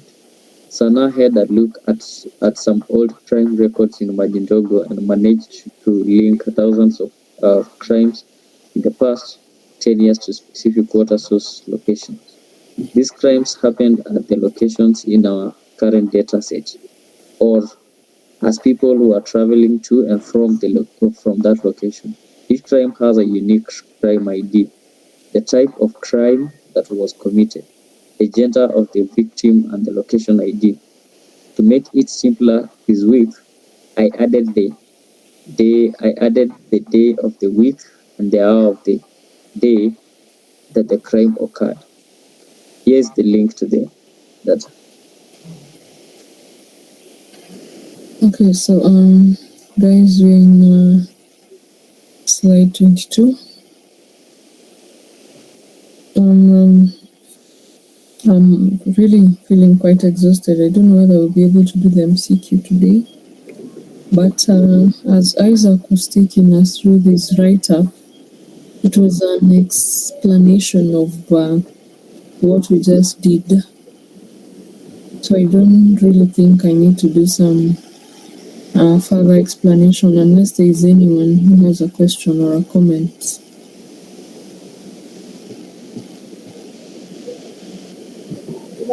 Hello, guys. Yes. Good evening, everyone. Sorry, I joined late, but I'm not going to have us go back, like all back. But if we can maybe throw more light on the visualization, I would really appreciate it. Thank you.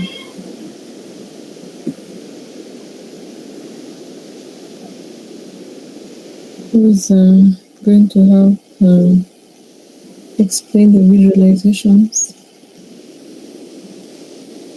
Maybe just to let her know that I recorded this session, so Yeah. she can. Oh, great then. That's good, Maya. That's fine then. Okay.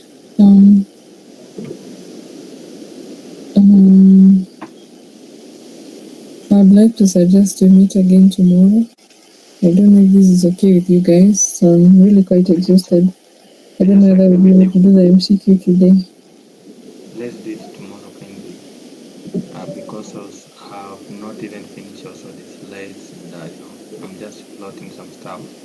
So if you can do it tomorrow, I'll appreciate so much. I'll have gone through the content, and then it will be easier for us. All right. Yeah, I seconded think I think that's okay because at a point my laptop went off. That's why I've not been contributing. So tomorrow will be okay. All right. Thank you, Eve. Well done. Well done, guys.